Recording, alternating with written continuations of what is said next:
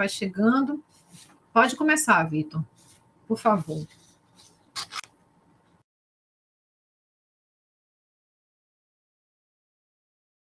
Ok, então agora é para valer, né?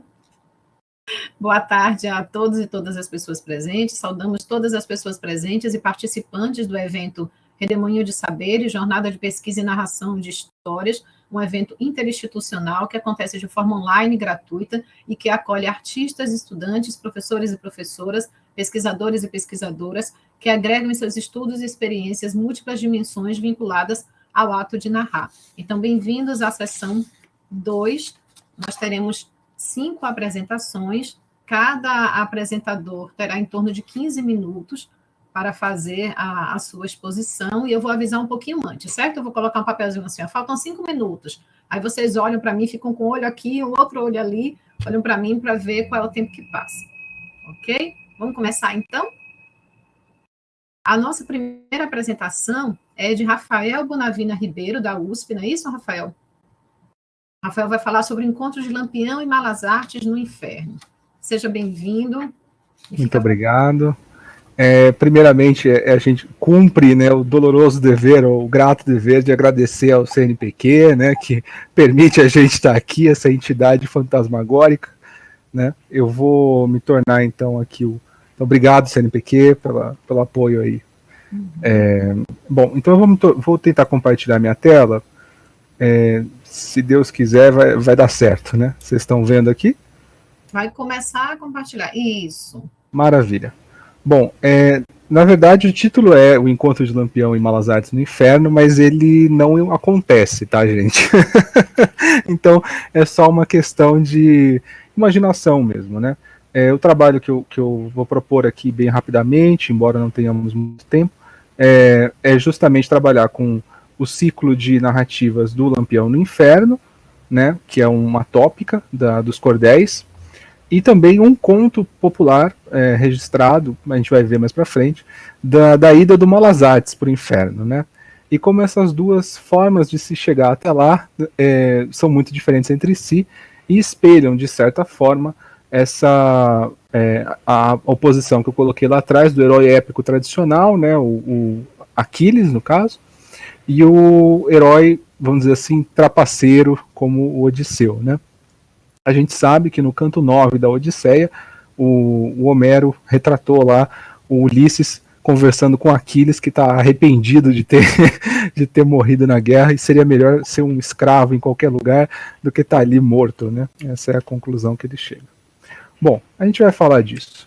Então a gente vai começar aqui com o texto aqui do Lampião, né? A chegada do Lampião no Inferno. Essa aqui é a capa do texto do José Pacheco, né? Que acho que talvez seja um dos mais famosos. A gente vai falar um pouquinho sobre isso, tá? Então aqui, vocês conseguem ver bem, não? Ou tá pequeno? Tá pequeno, né?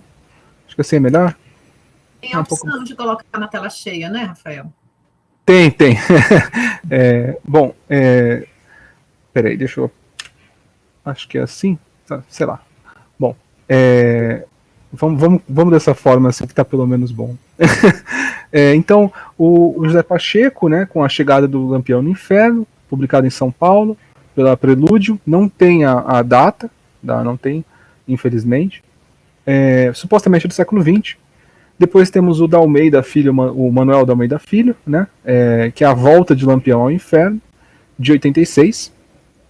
E também um sem data, né, e também sem editora, do Apolônio Alves dos Santos, que é o Lampião vai ao Inferno buscar a Maria Bonita, né. Então, esse é que eu estou chamando de ciclo do Lampião no Inferno, né. E é importante ressaltar que a volta de Lampião pressupõe que ele já foi uma vez, né.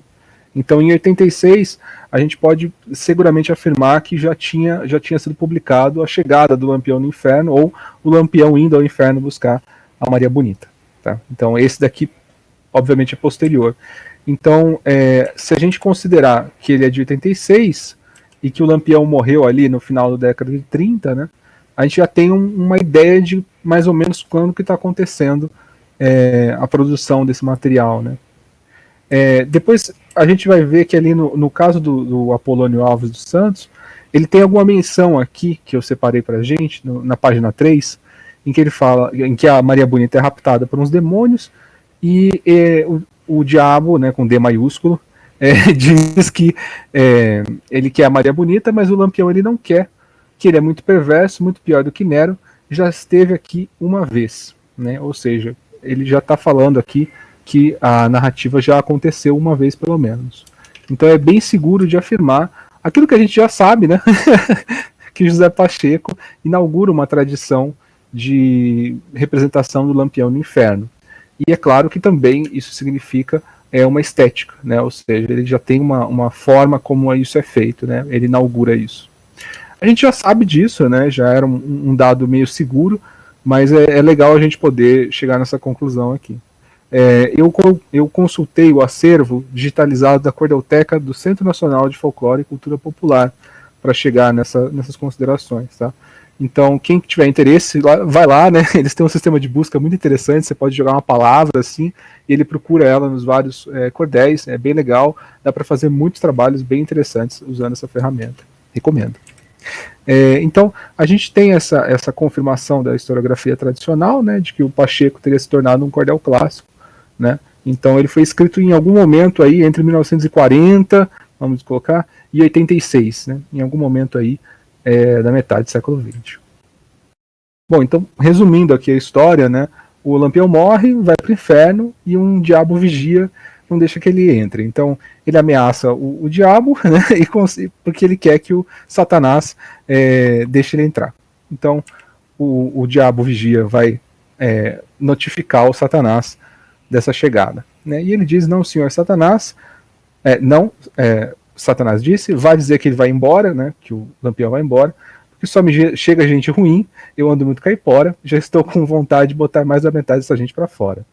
Lampião é um bandido, um ladrão da honestidade, só vem desmoralizar a nossa propriedade. Ou seja, ele diz que não há motivo para o Lampião estar ali, né?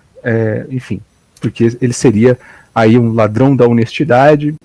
Fica em dúvida o que isso significa, a gente sabe por outros retratos o que geralmente os poetas atribuem ao Lampião, né? Mas fica aí um ladrão da honestidade, né? Que não tem lugar no inferno. Aqui eu escrevi de honestidade, mas é da honestidade. Okay?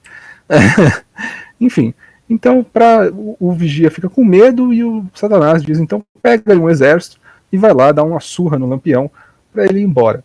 Então ele chama uma série de pessoas que vão sendo enumeradas, né? Então o Cambota endireitando o boné, o Formigueiro, o Trepezupé, o Crioulo Queté, o Bagé, o Pecai, uma lista de demônios e vários armados de todo tipo de coisa, desde pedaços de pau até revólveres, etc., para ir buscar o Lampião. Bom, acho que é meio óbvio, né, o que vai acontecer. É um embate, né? Então, tiro, porrada e bomba que está acontecendo, e no final o Lampião ganha, né? E quando ele ganha, há um imenso prejuízo aí no inferno nesse dia, queima todo o dinheiro que Satanás possuía, queimou-se o livro de pontos, perdeu-se 20 mil contos, somente mercadoria. Então, eu estou aqui correndo um pouco porque o tempo é curto, tá, gente? Mas vale mais a pena ler o cordel, porque é muito mais interessante do que a minha fala, podem ter certeza. Enfim, então ele ganha e põe fogo no inferno. Então, as três características que eu queria levantar aqui é que o Lampião não tem lugar no inferno, porque ele é um ladrão da honestidade. A briga é descrita de maneira cômica, né? Enfim, não temos tempo aqui de analisar, mas acreditem em mim. Mentira, vai lá ver, é melhor. É feita de maneira cômica, o que de certa forma explica essa popularidade do cordel. E a vitória é física, ou seja, ele dá uma surra nos demônios, literalmente, né?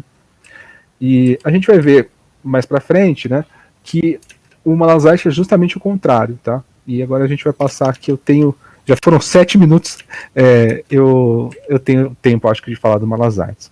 Então, eu peguei aqui da Tradições Populares do Amadeu Amaral, publicado aqui em São Paulo pela Rucitec, em 82, tem um conto, né, que ele anota, né? Esse aqui é o Amadeu Amaral, para quem não conhece, esse rapaz de bigode hipster aqui, né? Se botar um óculos, ele parece que está ali na Faria Lima, alguma coisa assim. Enfim. Então, o Pedro Malazartes e o Diabo é um conto que foi registrado por esse Otávio Araújo Ribeiro e enviado para o Amadeu Amaral. Tá? Então, em suma, né, o Pedro Malazartes descobre que o diabo era a criatura mais esperta do mundo, e ele resolve enganar o diabo para mostrar que ele é mais esperto do que o diabo. Então ele fica inventando histórias, jeitos de tentar enganar o diabo, até que ele encontra uma velha morta, basicamente, recém-falecida. Ele pega essa velha, coloca em cima de um cavalo, cobre ela com um vistoso chale e põe um cachimbo aceso na boca dela. E vai pro inferno, basicamente. Chegando lá, ele encontra o diabo, né, e apresenta-se Satanás em pessoa. O Malazarte mostra a velha, né, que continua em cima do cavalo, diga-se de passagem, e diz que ele só tem a solução de vender a alma da mãe, que essa seria a mãe dele, e que ele venderia a alma dela, porque era o único jeito que ele tinha de salvar uma família imensa que ele tinha, cheia de filhos, e que ele precisaria recorrer a isso. O diabo acha maravilhoso e fala, beleza, vamos nessa. Então ele compra a alma da velha. Ele antes checa lá a lista dele, a velha não tá lá, então ele fala, beleza, então eu te dou 500 contos, né, que supostamente seria um dinheiro sem fim na época, né, hoje em dia acho que não vale mais tanta coisa, e coloca um diabinho, que era meio tonto, para acompanhar o Pedro Malazartes, né, e assim que a velha morresse, ele pegava a alma dela, voltava pro inferno, e é isso aí. Até aí tudo bem, né. Então, em algum momento, em um dado momento, a noite começa a cair, e eles falam assim, então vamos deixar a velha aqui enterrada, né, a gente vai deixar ela aqui para não pegar vento, né? E se ela morrer aí, já fica por aí mesmo, né? Bom, nisso o diabinho fica ali, e no dia seguinte o Pedro volta e diz que a velha tinha morrido. Então ele fala assim, bom, morreu, vai lá então avisar o diabo para pegar a alma dela. E o diabinho vai. E nessa o Pedro Malazarte vai embora. Né? Até aqui, tudo bem. Então ele enganou o diabo, que é o que ele queria. Só que nisso o diabo, obviamente, vai tirar satisfação, né? Pô, você me enganou, cara. O que é isso? Né? E aí ele aparece, né? Para tirar satisfação. O Malazarte pega uma cruz, né? E o diabo estoura, né? Como sempre acontece com o diabo. Bom, em suma, a gente tem os seguintes elementos. O Pedro Malazarte se sente desafiado pela astúcia do diabo e resolve enganar ele. De certa maneira, é bem parecido com o Lampião, né? Que tem lá um monte de demônio que está desafiando ele vai enfrentar. Só que aqui é um embate de astúcia, né? Então o protagonista inventa uma artimanha para tirar o dinheiro do tinhoso e engana. Então, é isso. Ele ganhou o combate de astúcia. Ele é mais esperto do que o demônio. E aí, depois disso, o demônio vem ameaçar ele fisicamente, né? Vem tirar satisfação em um embate físico, né? E então o Malazarte usa uma cruz, né, para se defender. Então aqui nesse ponto é importante ressaltar que um embate físico não chega a acontecer de fato, né? O próprio não é como no caso do Lampião, em que ele vai lá e dá uma surra no demônio e fala, meu, sai daqui, cara. Pelo contrário, ele recorre a essa artimanha. Então, fica a pergunta, né, para aqueles que conhecem a referência, fica a pergunta. Então, assim, se tem uma vitória em um combate físico, então o Malazarte tem tanta força física quanto, por exemplo, o Lampião. Mas não. Se a gente pegar outros contos, né, e no caso aqui seriam contos, eu peguei contos caipiras, né, como por exemplo a cruz que venceu o diabo, ou o diabo na garrafa, a gente tem o mesmo motivo do demônio sendo vencido por elementos mágicos, religiosos, né, e sempre acontece da mesma maneira. As pessoas normais recorrem aos objetos mágicos para vencer o demônio, que estoura e vira uma fumaça de enxofre. Então, a gente... E aqui, aliás, eu separei aqui a imagem do diabo na garrafa. Eu não sei, é muito bonitinho esse demônio, né? Enfim, mas... Então, é muito legal você ver que, na verdade, o Malazarte usa esse símbolo, né? E ele ganha do diabo, não através dos seus próprios meios, mas aí sim recorrendo a Deus, né, ao poder cristão que teria superioridade em relação ao demônio como uma simbologia religiosa, tá? Bom, de qualquer forma, a gente vê que saber usar esse conhecimento, né, saber usar esse objeto mágico, por assim dizer, né, a água benta, a cruz, etc., é uma forma de astúcia, né?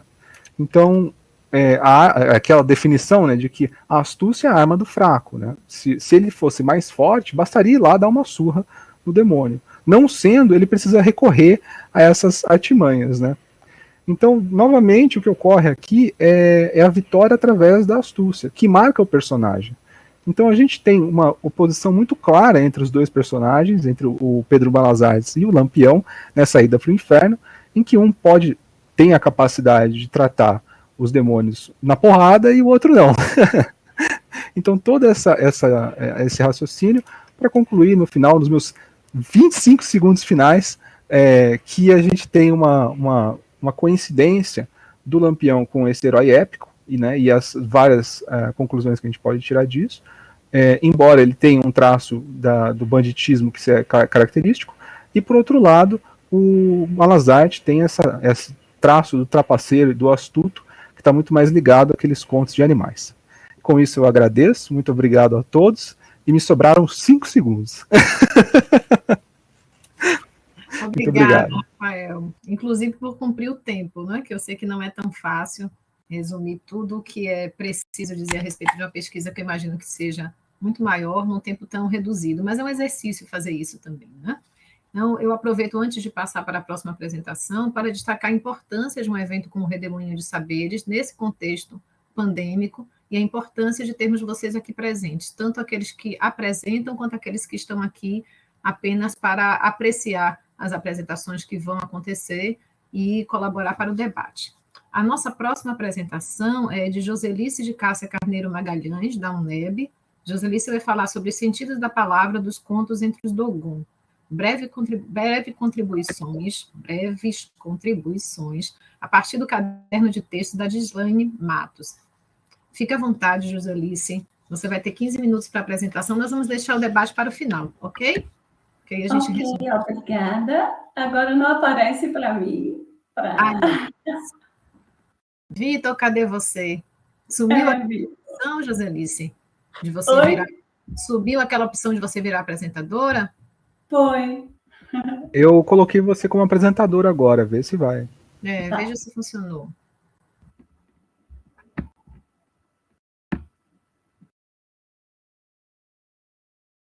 Cancelar.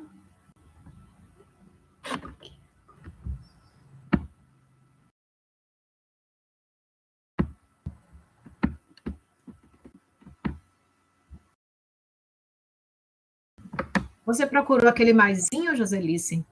Eu procurei, ele aparece para mim e vem com aquela opção que a gente testou anterior, que é imprimir e transmitir.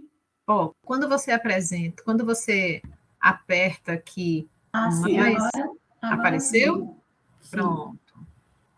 Transmitir sessão. Isso.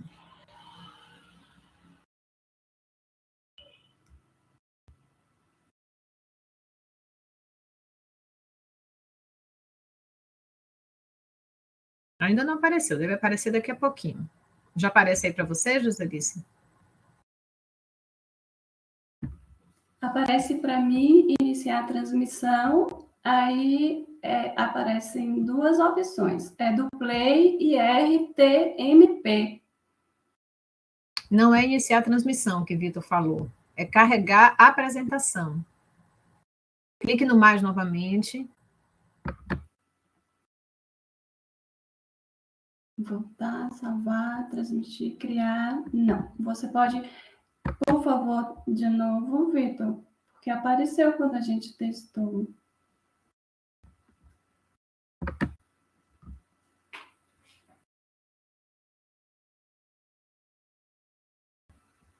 Nós temos uma opção. Na verdade, nós temos duas opções. Ou continuar testando agora com Joselice, ou passar para uma outra pessoa, enquanto a gente resolve esse pequeno probleminha técnico. O que você acha, Joselice? Pode ser. Tá. Tenta mais uma vez, porque Vitor disse para você clicar no mais. Se aparecer, você já apresenta. Tá. A segunda opção é carregar uma apresentação, veja aí.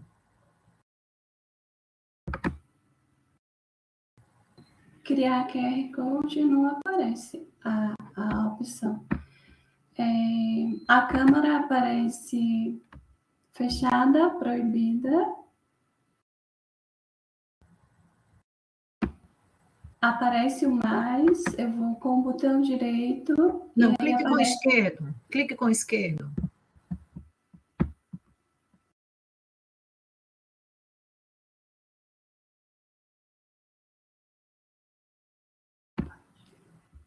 Veja aí, quando você clica com o esquerdo.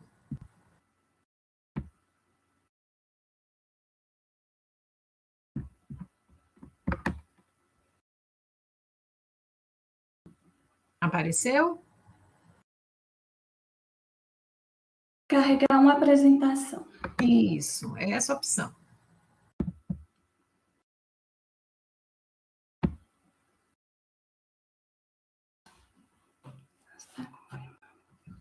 Nem comecei a contar, viu? Não é justo com você. Eu vou pedir para você passar para a próxima pessoa, tudo bem, André? Tudo bem, você não conseguiu ver aquela opção de carregar? Aparece para mim para buscar uma apresentação na nuvem. Tá, então eu vou fazer o seguinte, eu vou passar para a pessoa seguinte, que é Betânia, e você tenta resolver isso com o Vitor, tá bom? Tudo bem, obrigada. Nada, vejo você daqui a pouquinho. Então, nós vamos para a próxima apresentação, que é de Betânia Rita dos Anjos, da Universidade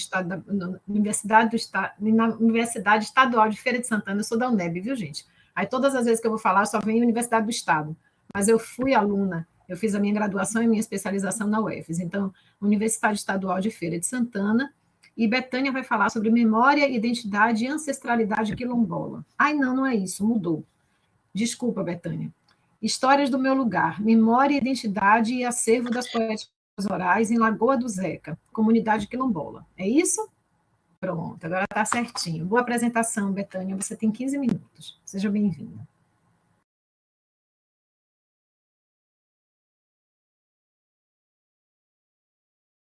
Veja aí se você consegue. Não consigo te escutar, Betânia. Ai, meu Deus, estão me ouvindo? Estou. Agora te ouço bem. Veja aí se você consegue. Era o fone. Então, eu estava falando que como eu não vou usar slides, apresentação, a Joselice pode tentar aí, ver se consegue apresentar. Enquanto isso, eu faço minha apresentação aqui. Gente, o meu trabalho, minha pesquisa, intitulada Histórias do Meu Lugar, visa estudar as histórias de vida dos moradores mais antigos da minha comunidade.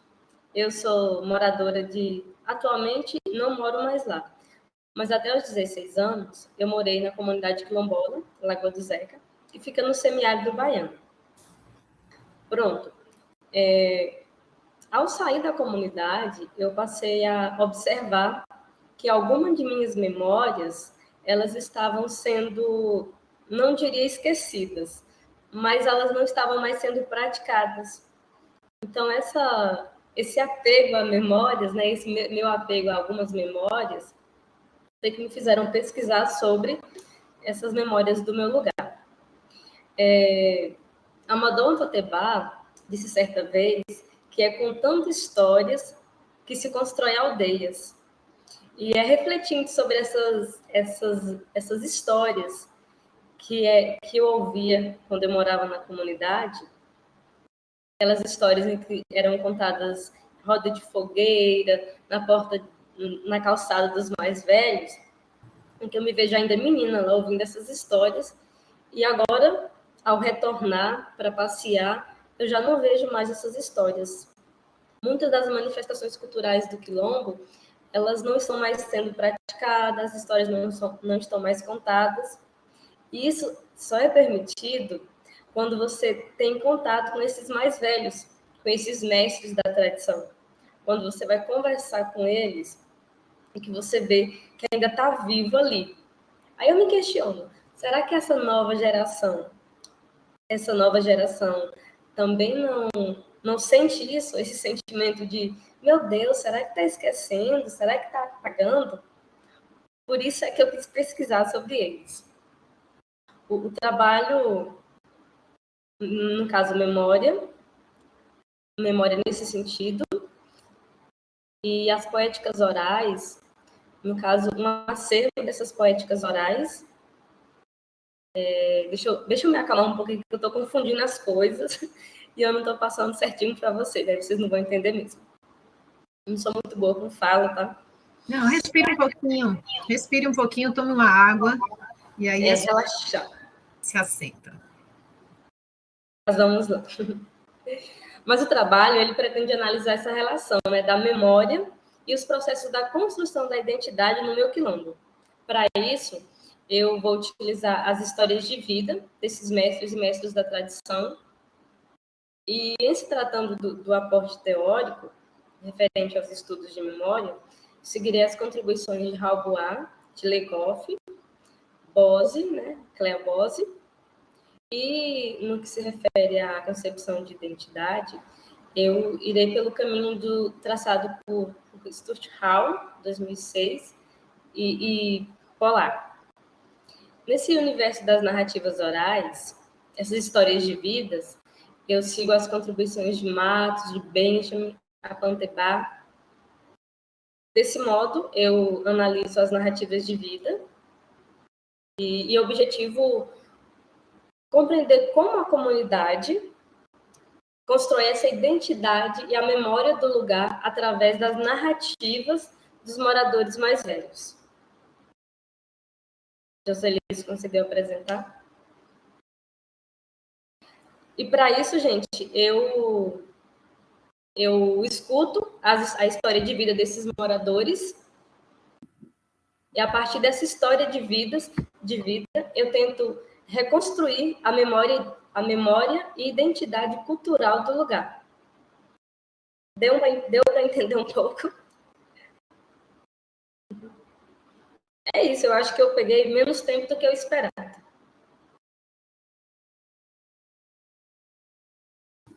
Oi, Betânia. Você já acabou?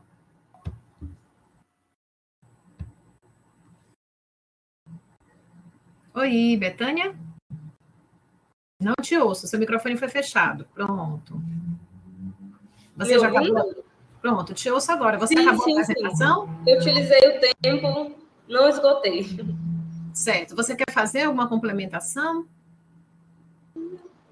Pronto, então vamos deixar para fazer isso quando as questões vierem, quando os comentários aparecerem, aí quem sabe isso não lhe ajuda a desenvolver um pouco mais, né? Isso acontece com todo mundo, sempre na hora de apresentar, as ideias, elas, por mais que estejam estruturadas, elas acabam ficando um pouquinho mais enroladas, mas eu acho que foi o tempo também que você conseguiu falar um pouco sobre sua pesquisa, e Joselice conseguiu colocar a apresentação para a gente, né, Joselice?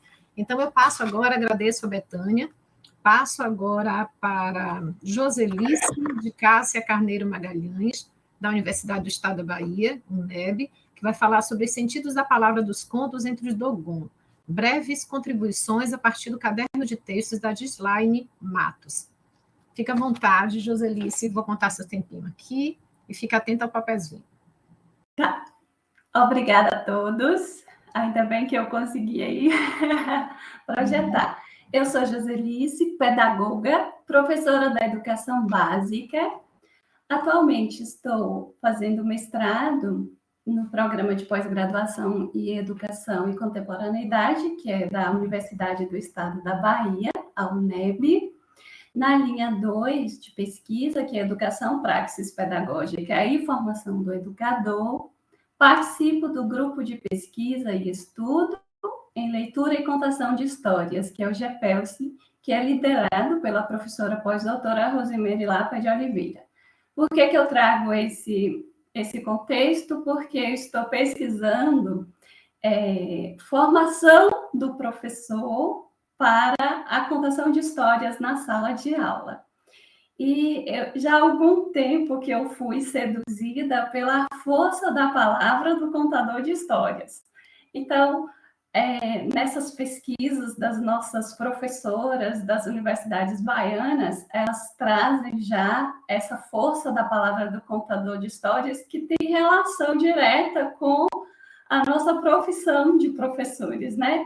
Então, o professor, quando ele vai usar essa força da palavra do contador de histórias que atrai ouvidos e olhares desde o início, quando começa a contar uma história, e até o final ele fica ali atraído, né? Então, eu estou aí mergulhada, pesquisando, estudando, e me deparei, estamos estudando agora essa apresentação que eu vou fazer para vocês, que tem essa relação com a força da palavra. De onde é que a palavra nasce para ela ter essa força? Então, o título do meu trabalho, né? Os sentidos da palavra dos contos entre os Dogon.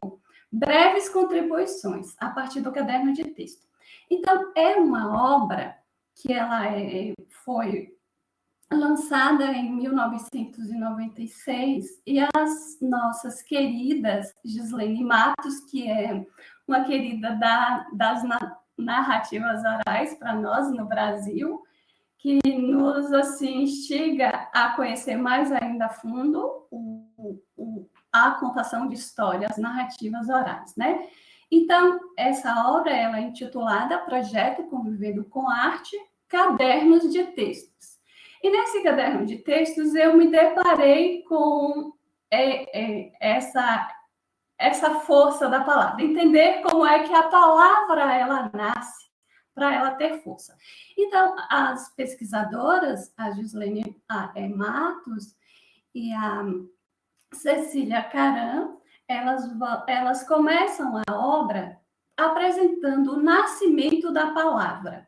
E aí ela vai dizer que a palavra é uma tradução, né? Essa obra delas, então é uma tradução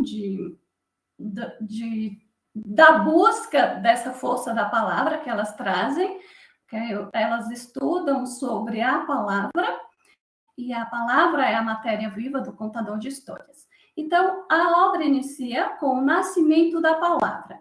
E a palavra, segundo as autoras, ela vem das entranhas humanas. Como é que isso acontece? Em um processo de fundição e tecelagem. Então, elas vão dizer, através do pensamento místico, que é a tradução desta obra que elas trazem, então, através do pensamento místico, a palavra é um dom divino. E ela foi revelada aos ancestrais através desses processos da tecelagem e da fundição. A palavra ela permite a consciência humana de sua humanidade, o que faz nos diferenciar seres humanos, né, dos outros animais. E aí ela vai dizer também que a revelação da palavra ao homem tem um papel importante para o mito. Então, é uma obra que nos convida a um diálogo longo, porém, aqui, como o título mesmo já falou, né, eu vou trazer breves aspectos mesmo, só nesse sentido da gente entender a função e os sentidos da palavra com essa força da palavra do contador de histórias. Então, o processo de tecelagem, como é que acontece, e da fundição. Segundo as autoras, né, a palavra surgiu pela trama da língua do sacerdote Nomô, quando ele a utilizava como navete de tear para tecer fios de algodão. Durante essa tessitura, sob as águas de um rio, ao pronunciar a palavra, ela era fixada nas tramas do tecido, surgindo então o termo Dogon, que significa palavra. E aí a palavra, nesse processo, quando ela vai ser fabricada, algumas substâncias são essenciais. Então, elementos universais, como a água, a terra, o fogo e o ar, são essenciais. Aí ela vai discorrendo na obra a relação, né? A água, a vida, a terra, o sentido, fogo, o calor, e o ar, que é o sopro da vida. E adiciona ainda outros elementos são adicionados a essas substâncias. O óleo, que aí ela vai dizer que é o óleo vindo do sangue humano, a bile, que aí ela vai dizer que tem uma relação cujo amargo, o amargor, que é um sinônimo de purificação, o sal e o mel. Então, nesse processo, a palavra como ato intelectual passa pelo processo de elaboração, envolvendo as entranhas que vêm do corpo, que vem lá das vísceras humanas. Como é que isso acontece? Alguns órgãos são fundamentais.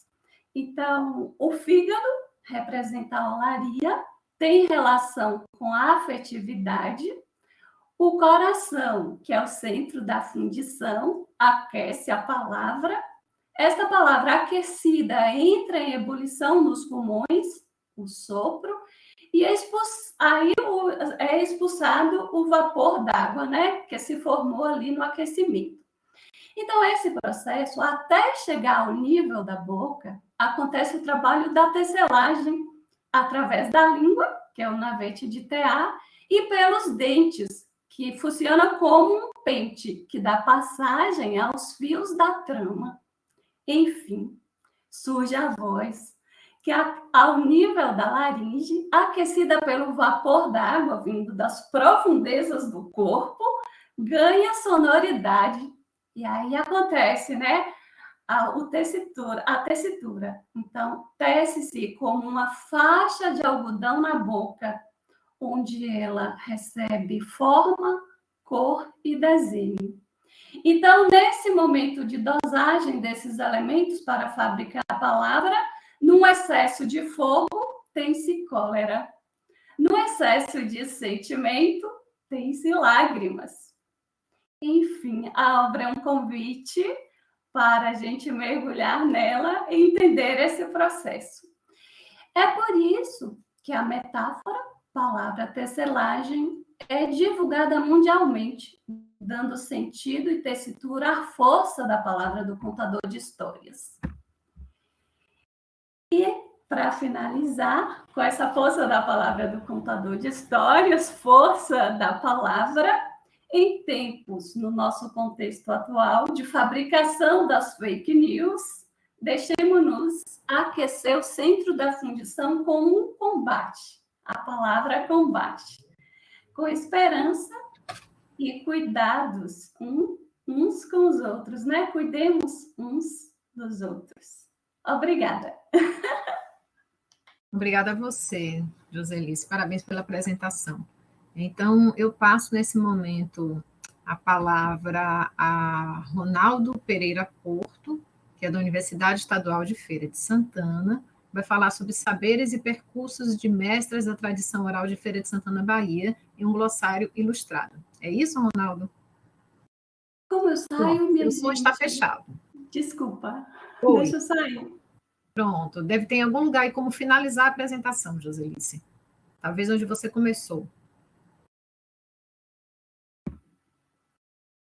Veja lá, se você consegue naquele maisinho. É isso, Vitor? Só um minutinho, Ronaldo. Sim. Meu Deus. Veja se você consegue ir onde você começou a apresentação para concluir.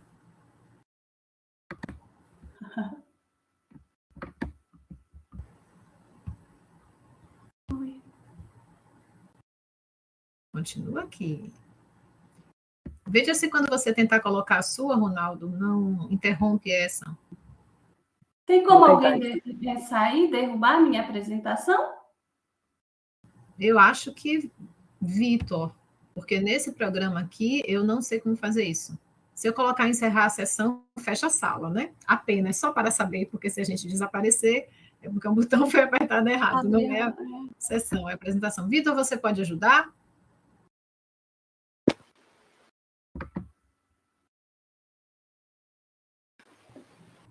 Pronto. Veja aí, Vitor, por favor, como é que a gente encerra a apresentação de Joselice.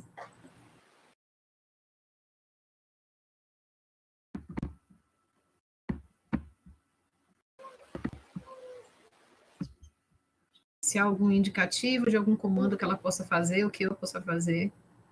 Ronaldo é o próximo, isso. À medida que o Ronaldo colocar a apresentação dele, substitui automaticamente a de Joselice? Pronto, Ronaldo, você pode no mais carregar a sua apresentação e ela vai substituir a de Joselice. Veja se você consegue fazer isso. Que bom, porque não aparece uma opção para Pronto, mim. fique tranquilo, já vai sair. É o tempo que o Ronaldo consegue fazer isso. Obrigada. Bom, tá fazendo o carregamento aqui, só um momento. Vai carregar. 91. É que eu nunca participei com essa plataforma, eu sempre usei o Meet. Ó, entrou. Pronto. Direitinho. Fica à vontade, Ronaldo. Vou começar a contar seu tempo. Tá carregando aqui. Pra gente já aparece o primeiro. Já aparece? Pronto, já apareceu aqui para mim. Ótimo. Acho que tem algum erro, tá faltando alguma coisa, mas enfim. Eu me chamo Ronaldo Pereira Porto, ou Ronaldo Porto, sou acadêmico do curso de licenciatura em Letras, Língua Portuguesa e Língua Francesa pela Universidade Estadual. Eu também faço parte do Grupo de Estudos e Pesquisas em Poéticas Orais, que é o grupo de pesquisa no qual eu desenvolvi esse trabalho. E este grupo foi idealizado, né, pela professora doutora Luciene de Souza, acredito que vocês conheçam, e professora Maria Cláudia. O título do meu trabalho é Saberes dos Mestres e Mestras da Tradição Oral em um Glossário Ilustrado, e ele foi orientado pela professora doutora Fabíola de Oliveiras Vilas Boas, também pertencente do grupo de pesquisas. Né? Eu sequenciei o slide com base na produção científica. Né? Esse é um resultado de um ano de pesquisa de bolsas de iniciação científica, né? Que eu iria agradecer mais ao final a todos os envolvidos. Pronto.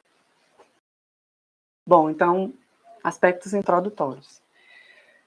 A presente comunicação apresenta os resultados de uma pesquisa de iniciação científica, como eu já mencionei, articulada ao projeto de pesquisa Cacimba de Histórias, Vidas e Saberes dos Contadores de Histórias Tradicionais de Cidades do Interior da Bahia. Esse é a pesquisa macro que endosa o grupo de pesquisa a criar esse trabalho, né? Cujo objetivo central, né, de todos os bolsistas, né, foi investigar a história de vida, e o meu também investigar o repertório de mestres e mestras da tradição do interior da Bahia, com vistas à criação de um glossário ilustrado, que é o meu produto final, que reúne termos específicos do repertório de 2 mestres e mestras da tradição oral de 2 cidades daqui da Bahia mesmo. Bom, a pesquisa justifica-se pela importância do conhecimento e compartilhamento dos saberes lexicais oriundos da tradição oral, né? Essa tão importante tradição oral. Entendemos ser o papel da formação acadêmica, pelo viés da pesquisa, é aí que entra o grupo de estudos, promover intercâmbios entre os saberes tradicionais, os dos mestres e mestras da tradição, e o conhecimento acadêmico, né? Então, eu trago esse conhecimento popular, tradicional, e trago para dentro da academia e transformo ele em instrumento de conhecimento mesmo dessas culturas tão, como é que eu digo, marginalizadas, né? E com pouco lugar de prestígio, né? Bom, eu destaquei aqui alguns objetivos. O primeiro objetivo já mencionei, a investigação da vida e o repertório para a produção de um glossário ilustrado. Como específicos, eu trouxe a realização de entrevistas narrativas, porque eu creio que seja uma das partes mais essenciais da minha pesquisa. E essas entrevistas com os mestres da tradição para conhecer seu repertório, né? Eu também destaquei aqui a transcrição e classificação. Então, eu destaco a transcrição porque é um trabalho importante. Existe um trabalho de coleta, né? Tanto das histórias de vida, quanto do repertório de contos de tradição. E classificação, seguindo o sistema de classificação Arne Thompson, né, que através dele a gente consegue classificar os contos, se são contos de animais, se são contos engraçados e por aí vai. Destaquei também a catalogação e organização. Aí entra a questão do trabalho lexical. Então, eu catalogo e organizo as palavras, né, que tanto aparecem nos contos narrados pelos mestres e mestras, tanto na sua história de vida, né? Uma coisa que está entrelaçada à outra. E, por último, destaquei um ponto aqui, que eu já mencionei, que é o produto final, que é a criação de um glossário ilustrado com o material lexical coletado, que eu irei mencionar mais à frente. Bom, materiais e métodos. Essa pesquisa foi desenvolvida a partir do método autobiográfico, né, tomando como dispositivo para a produção de dados qualitativos as entrevistas narrativas que eu mencionei, quanto elas são essenciais. Trata-se de um método que valoriza o sujeito, nesse caso específico, os contadores de histórias, suas histórias de vidas, seus repertórios e suas subjetividades. Nesta pesquisa foram realizadas 2 entrevistas de formas virtuais, pela questão da pandemia, com 2 mestres da tradição oral. O primeiro que eu entrevistei foi seu Nilson, ele é nascido e criado na cidade de Conceição do Coité, Bahia, e a segunda foi Dona Zeni, ela é nascida em Mairi, interior da Bahia, e atualmente mora em Feira de Santana. Ambos têm 72 anos de idade. E aqui, mais à frente, eu trouxe uma imagenzinha deles, nossos queridos, seu Nilson e Dona Zeni, né? Eu acho que para mim foi uma realização muito grande, né? Estar em contato com eles, não assim, diretamente com eles, né? Porque foi pela questão de estar virtualmente, né? Poderia ter mais afeto, dar nossos abraços um ao outro.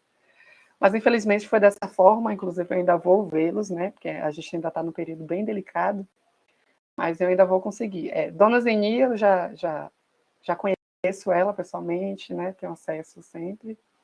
Minha casa é mais próxima. E seu Nilson, pelo fato de morar em Conceição do Coité, isso já é um pouco complicado e ficou um pouco mais ainda pela questão que eu já mencionei.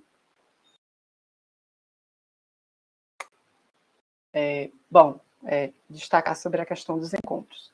Os 2 encontros foram agendados, né? Então, eu conversei com seus filhos, isso foi com base na disciplina, né? Que eu conheci eles. Conheci com seus filhos me colocou em contato com eles. Os encontros foram gravados em vídeo, né? Para a posterior transcrição e análise dos dados, seguindo o sistema de classificação que eu mencionei, o sistema de classificação Harman-Thompson. Aí eu destaquei aqui o ponto da transcrição. No caso aqui, a transcrição de contos que eu coletei, né? Eu coletei 4 contos. Esses contos, eles passaram por 2 processos, né? O ipsis literis, que preserva a riqueza da oralidade em sua forma mais bruta e orienta a transcrição mais detalhada do que foi narrado. Então, eu não acrescentei nada, não modifiquei nada. Ele está de forma bruta. E o segundo, a editada, que orienta a adequação do material padrão linguístico da língua portuguesa, podendo ser adaptado a determinado grupo leitor. Então, se aí houve modificações, por se tratar de um material que será utilizado para fins educativos.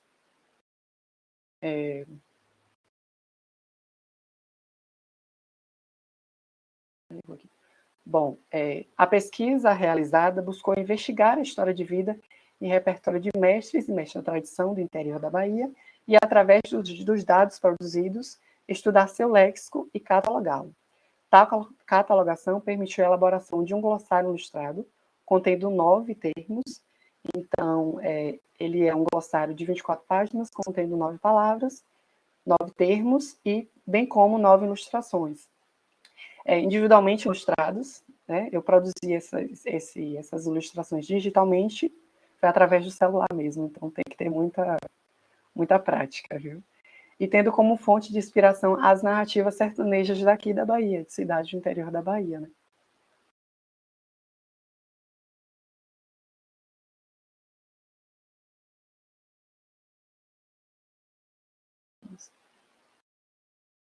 Gente, tá mostrando alguma coisa para vocês?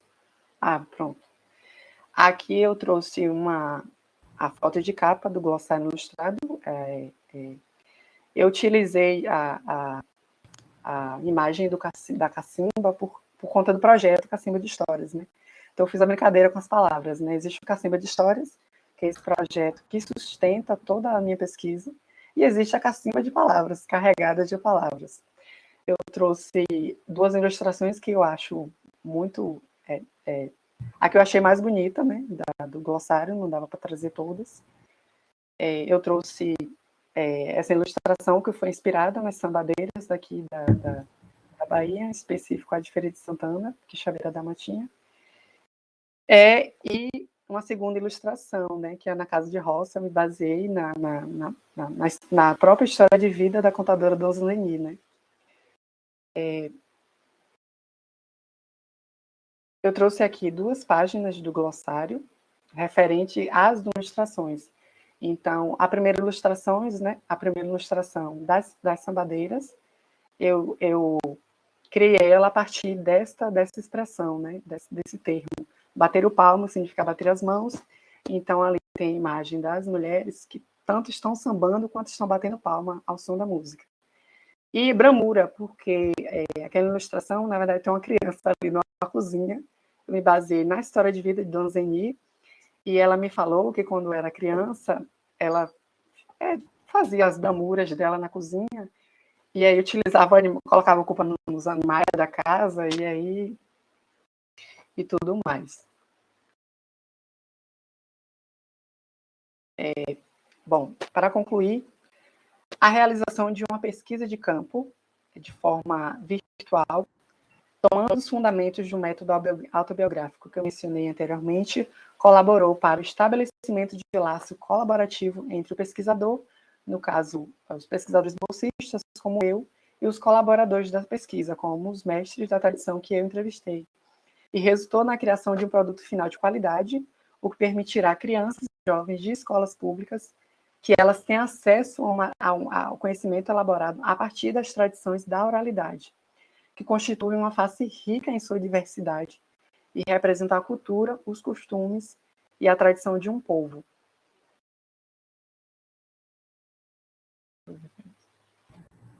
Bom, aqui eu trago as referências. Eu utilizei o livro de Luiz da Câmara Cascudo, eu utilizei o pesquisador Franco Ferrarotti, eu utilizei o livro das queridíssimas professora Luciene, que é o poema que está presente, e o teórico sobre entrevista narrativa, que é Fritz Schultz.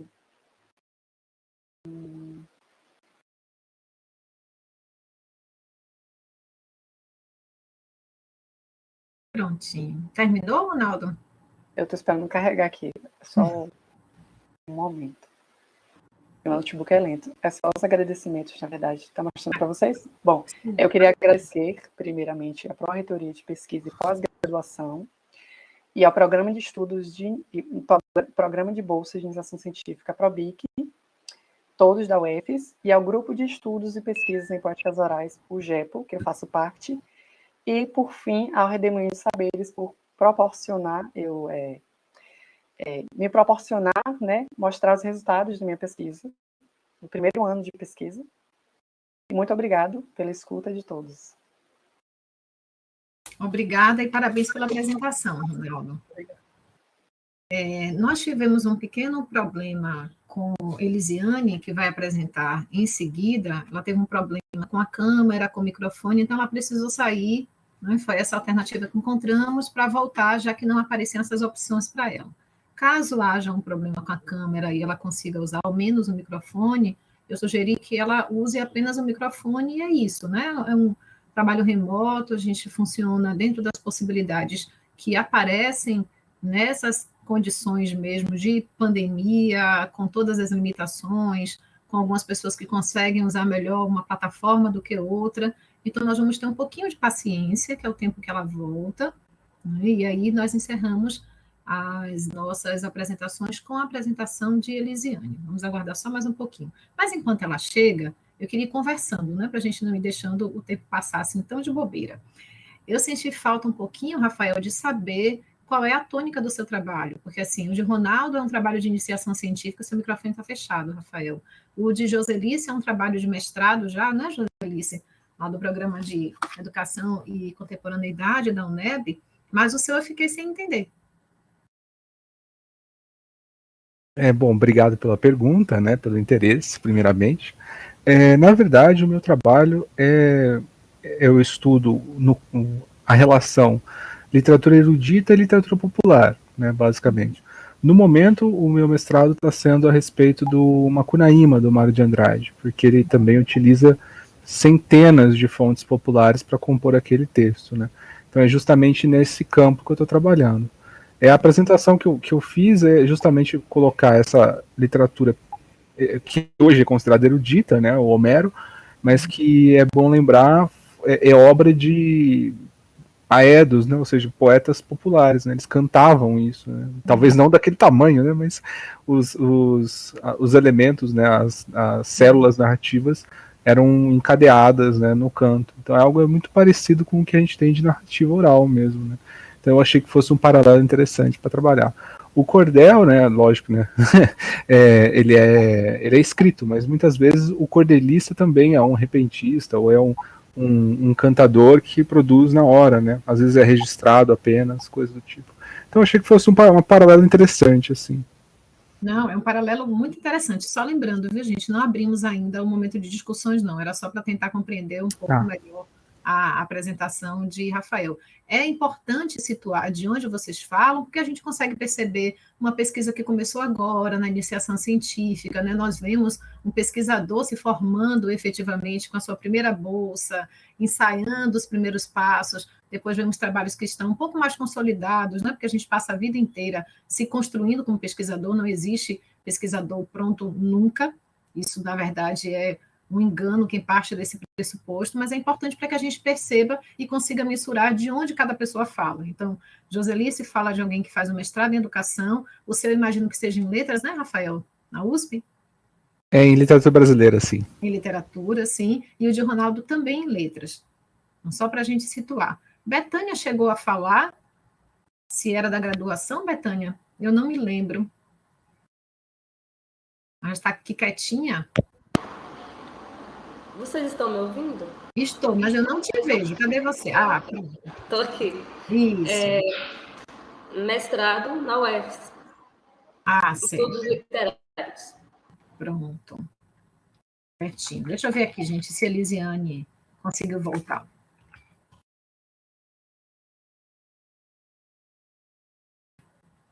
Eu também faço parte do Cacimba, tá, Ronaldo? Seu trabalho é lindo. Várias pessoas aqui do Cacimba. Eu também faço parte do Cacimba, viu? Antes que eu me esqueça. Eu conheci o nome, né? Olha! Estamos eu não estou conseguindo. Eu não estou conseguindo tirar o slide. Acho que só vai sumir quando alguém inserir outro slide. Eu acho que quando a Elisiane conseguir voltar... Vitor, você conseguiu ajudar a Elisiane? Elisiane voltou aqui, né? Eu te vejo entre as pessoas presentes, mas você já consegue usar o microfone, já consegue usar a câmera? Teste, alguém está me ouvindo? Estou te ouvindo, eba, pronto. Agora eu preciso de orientação para usar a câmera. Aqui está falando que eu preciso ser... Não, para usar a câmera você não precisa ser apresentadora, você precisa ser apresentadora para conseguir mostrar a sua apresentação efetivamente. Tá, estou tentando ligar aqui a webcam. Pronto, veja aí se você consegue. Pronto, Vitor, já conseguiu. Obrigada pelo suporte. Os ícones aparecem para você, Elisiane? Acho que estou conseguindo. Só um momento. Certo. Às vezes é a velocidade também da conexão que faz com que isso aconteça, né? Pronto, apareceu. Ei, que bom que você conseguiu. Seja bem-vinda. Obrigada. Então, eu vou apresentar o título da sua comunicação para fazermos, né, o procedimento para que as pessoas que estão assistindo saibam de fato sobre o que você vai falar. Então, Elisiane Santos e Santos e Reinalda Ferreira Casumbá, imagino que só você vai apresentar, não é, Elisiane? Isso.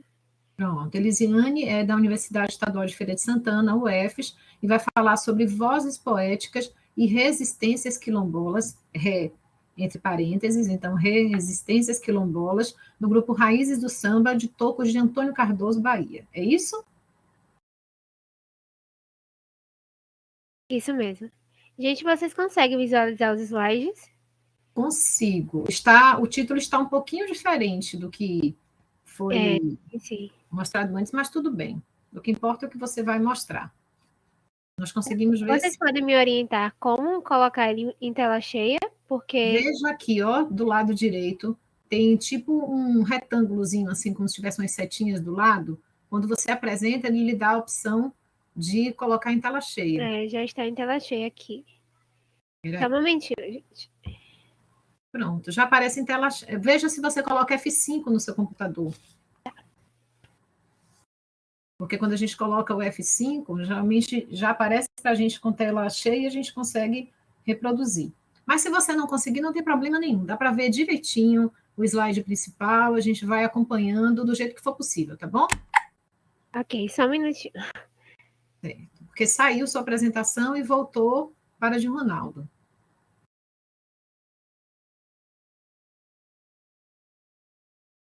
Veja se você consegue fazer o mesmo caminho que você tinha feito antes.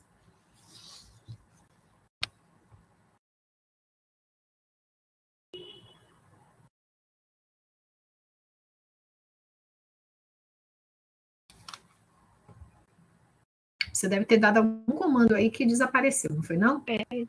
Parece que está voltando. Não apareceu para a gente ainda, mas vai aparecer.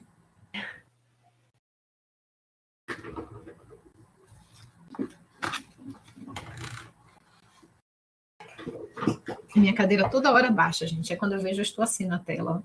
Aí eu vou subindo e descendo enquanto vocês se apresentam. Aqui está em andamento, gente. Pronto, vai aparecer. Provavelmente é a conexão mesmo. Isso.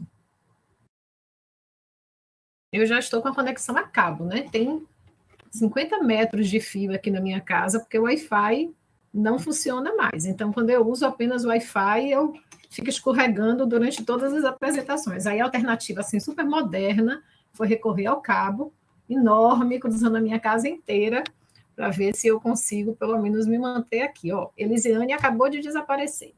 Ela aparece ainda aqui entre as pessoas presentes, mas não aparece a imagem. Você ouve a gente, Elisiane? Acho que agora sumiu de vez. Pode ter sido a conexão.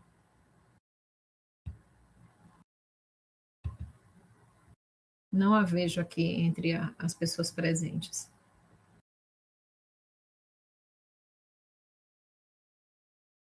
Não.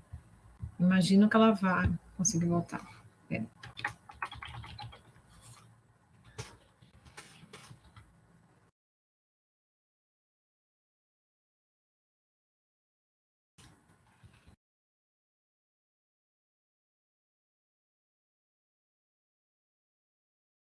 Se for, de fato, um problema de conexão, não há nada que a gente possa fazer, né? A não ser pedir aos encantados que intercedam. Além disso, é só aguardar um pouquinho. Se for alguma questão relacionada ao próprio sistema, a gente conta com o auxílio luxuoso de Vitor. Ela vai aparecer.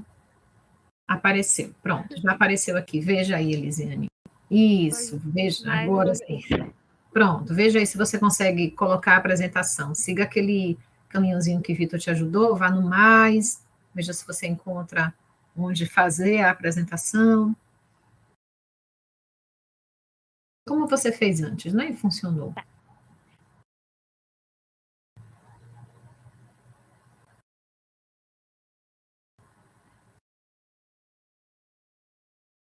Parece que agora vai. Pronto. Deixa assim mesmo, não invente de fazer nada, não. Deixa aparecendo do lado mesmo, a gente vai enxergando. Em time que está ganhando, a gente não mexe muito. Pronto, caiu de novo, voltou para de Ronaldo. Eu acho que a Elisiane caiu de novo, gente. É um problema realmente de conexão.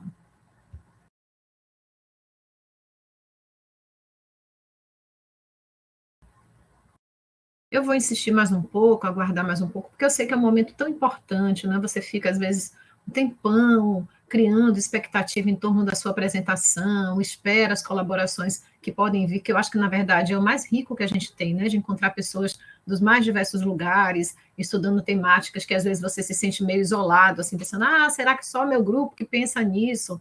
Aí vem para um evento como esse, que é uma iniciativa pioneira, na verdade, de Kehl, né? Para pensar sobre essa ideia das narrativas orais que estão aí desde sempre, mas que acabam não tendo o seu devido espaço, apesar de tantos trabalhos que já existem na área, apesar de tantos pesquisadores que se dedicam a isso. E aí eu não podia deixar de falar sobre Gilmar de Carvalho, né, que era um querido pesquisador das poéticas orais, que infelizmente faleceu esse ano de Covid. Então, mais uma perda que nós tivemos. E no ano passado nós tivemos a perda de Jerusa Pires Ferreira, que era professora, já tinha sido professora da USP, já tinha sido professora da PUC, que era de Feira de Santana, mas que residia em São Paulo há muitos anos. Então tivemos pelo menos essas duas perdas gigantescas para a nossa área, fora todos os outros poetas, né? De fato, o próprio Arievaldo Viana, né, cordelista cearense, que faleceu também no ano passado, o repentista Pedro Bandeira, tantos foram. Eu não consigo ver mais Elisiane aqui. Vamos fazer o seguinte, vamos começar a conversar, e aí, à medida que ela for aparecendo, a gente percebe em que momento é mais fácil encaixar a apresentação dela, né? Esperamos, de fato, que ela consiga voltar, mas, enquanto isso, vamos falando sobre o que vocês apresentaram. Eu não vi nenhuma pergunta aqui no chat para as apresentações que foram feitas. Vocês querem fazer alguma intervenção? Eu sempre fico por último. Eu ouço vocês, queria parabenizá-los pelas apresentações que foram feitas, né, pela diversidade de temáticas, falar da minha alegria de ver cada vez mais trabalhos sobre as poéticas orais. Eu acho que a iniciativa do grupo criado por Luciene, que eu chamo de Lu, porque somos contemporâneas da UFES, nos conhecemos desde sempre, é uma iniciativa pioneira aqui. A gente tem também o Nutopia, que é um grupo de pesquisa em Alagoinhas, da UNEB, que é composto por mim, pela professora Edil Costa, que participou do Redemoinhos hoje pela manhã, pelo professor Ari Lima, e tantas outras pessoas que têm feito atividades nesse sentido, né? Tivemos a presença mais cedo de Marco Aurélio, que é um pesquisador, mas que é também alguém que se dedica à produção, né? Cordelista, tem uma vasta trajetória nesse sentido, que também é baiano. Então, estamos em maioria, né? Fazer o quê? Vamos aceitar. Elisiane não voltou ainda, mas vamos seguindo. Eu queria, já que vocês parecem... Eu queria fazer uma pergunta para a Betânia, posso? Eu sou Pode, a sim. Liz. Eu sou a Liz Dalva, eu sou daqui de São Paulo. Eu estou aqui meio que de intrusa, assim, porque eu comecei agora na vida acadêmica, né? Eu estou com um projeto de mestrado, eu estou estudando a Luzia Tereza, que também é uma grande contadora de história paraibana, para fazer um projeto de mestrado. E aí eu me infiltrei aqui na conferência de vocês para conhecer um pouco sobre o projeto de vocês, e eu fiquei curiosa para conhecer um pouco mais sobre o projeto da Betânia. Eu queria saber se ela já fez algum recolhimento de contos, se ela já tem alguns contadores de histórias ali da região que ela queria trabalhar. Eu queria conhecer um pouco mais do projeto dela. Só um minutinho, Lislava. Agradeço a intervenção, mas eu queria que a gente guardasse essa pergunta um minutinho, porque a Elisiane conseguiu voltar, conseguiu projetar aqui a sua apresentação, então nós vamos parar, dar oportunidade para que ela apresente, depois a gente retorna para o debate, começando pela sua questão. Pode ser assim? Pronto. Então, Elisiane, vamos ver se dessa vez agora funciona, já voltou em tela cheia, você tem 15 minutos, vou zerar aqui. Fique à vontade. Tranquila e à vontade. Ok. Primeiro, eu queria pedir desculpa, né, gente? Mas a tecnologia, às vezes, faz isso com a gente. Enfim, eu me chamo Elisiane Santos, sou estudante do curso de Letras com Língua Portuguesa na Universidade Estadual de Feira de Santana, e assim como o Ronaldo, que acabou de apresentar, eu integro o grupo, né, de pesquisa em poéticas orais, que nós chamamos carinhosamente no nosso projeto de Cacimba de Histórias. e junto com a minha orientadora, que é a professora doutora Renailda Ferreira Cazumbá, nós construímos um subprojeto, né, que tem por título, como a Andrea sinalizou, o título foi alterado, Vozes Ancestrais Quilombolas, Encontros e Narrativas do grupo Raiz do Samba de Tocos, de Antônio Cardoso, na Bahia. Esse projeto de pesquisa surge especialmente a partir de uma problemática, né, na qual nos perguntamos como resguardar e visibilizar os saberes tradicionais dos mestres e das mestras do interior baiano, de forma que propicie esse intercâmbio de conhecimentos entre a cultura oral e a produção acadêmica, né, com as universidades que estão envolvidas nesse projeto. Nosso objetivo geral é interagir com os mestres tradicionais que integram o grupo Raiz do Samba de Tocos, que eu vou explicar um pouquinho mais sobre ele mais à frente, e interagimos com ele a fim de promover um levantamento e o registro de histórias de vida desses sujeitos, mas também de contos, de cantigas, de rezas, dentre outras manifestações, né, que incorporam o patrimônio cultural dessa comunidade.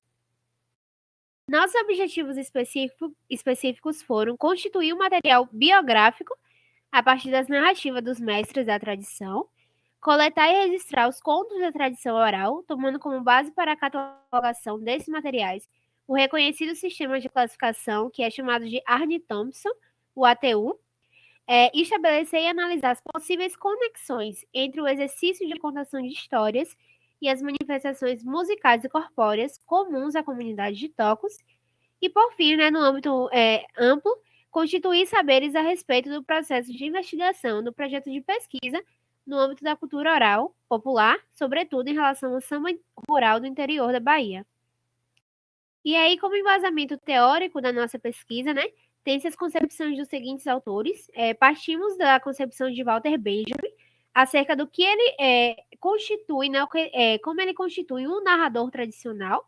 E aí temos, né, devido ao tempo, eu vou suprimir as citações, mas temos que ele afirma, né, que os narradores estão dentre os mestres e os sábios, e que eles possuem um acervo de experiências que não diz respeito somente a si mesmo, mas à coletividade. Por isso que nos interessa tanto, né, através das histórias individuais desses mestres, chegarmos até as histórias coletivas.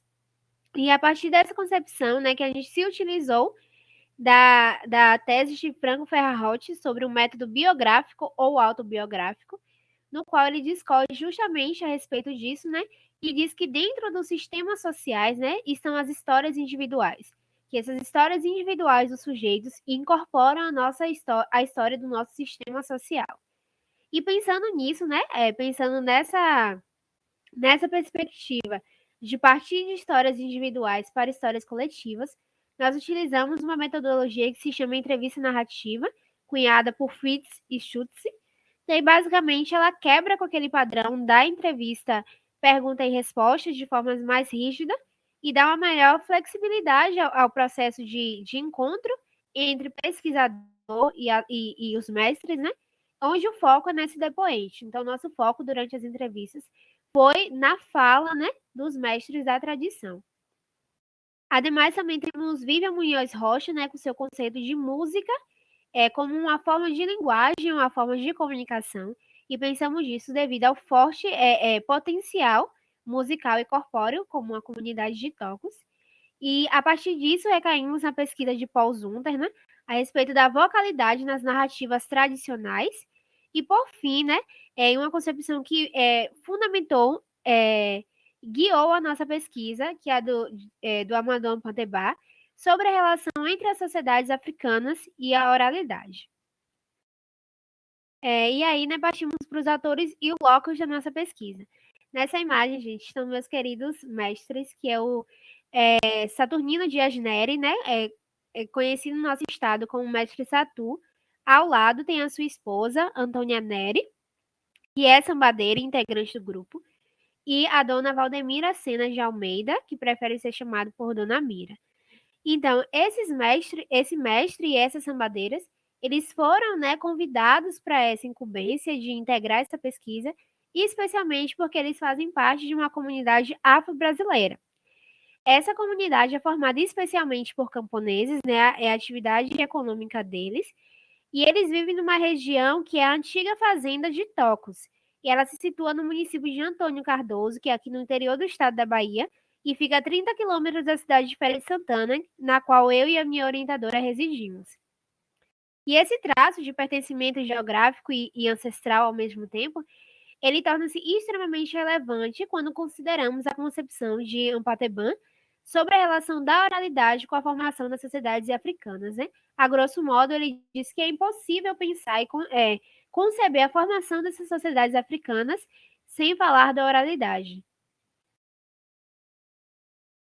Nossa metodologia de pesquisa foi de base qualitativa, de natureza etnográfica e bibliográfica, e foi feito estudo de caso, né, considerando as práticas e os saberes desses integrantes da comunidade do grupo Raiz do Samba de Tocos, que eu citei, e a ordenação dos recursos utilizados para a geração de dados foi um primeiro plano, né, nos primeiros meses da pesquisa, também devido à pandemia do Covid-19, foi feita a pesquisa bibliográfica a partir dos seguintes teóricos, né, que eu já citei, Benjamin, Ferrarot, de Moura e Nakarato, Rocha, Zanta e Ampatebã.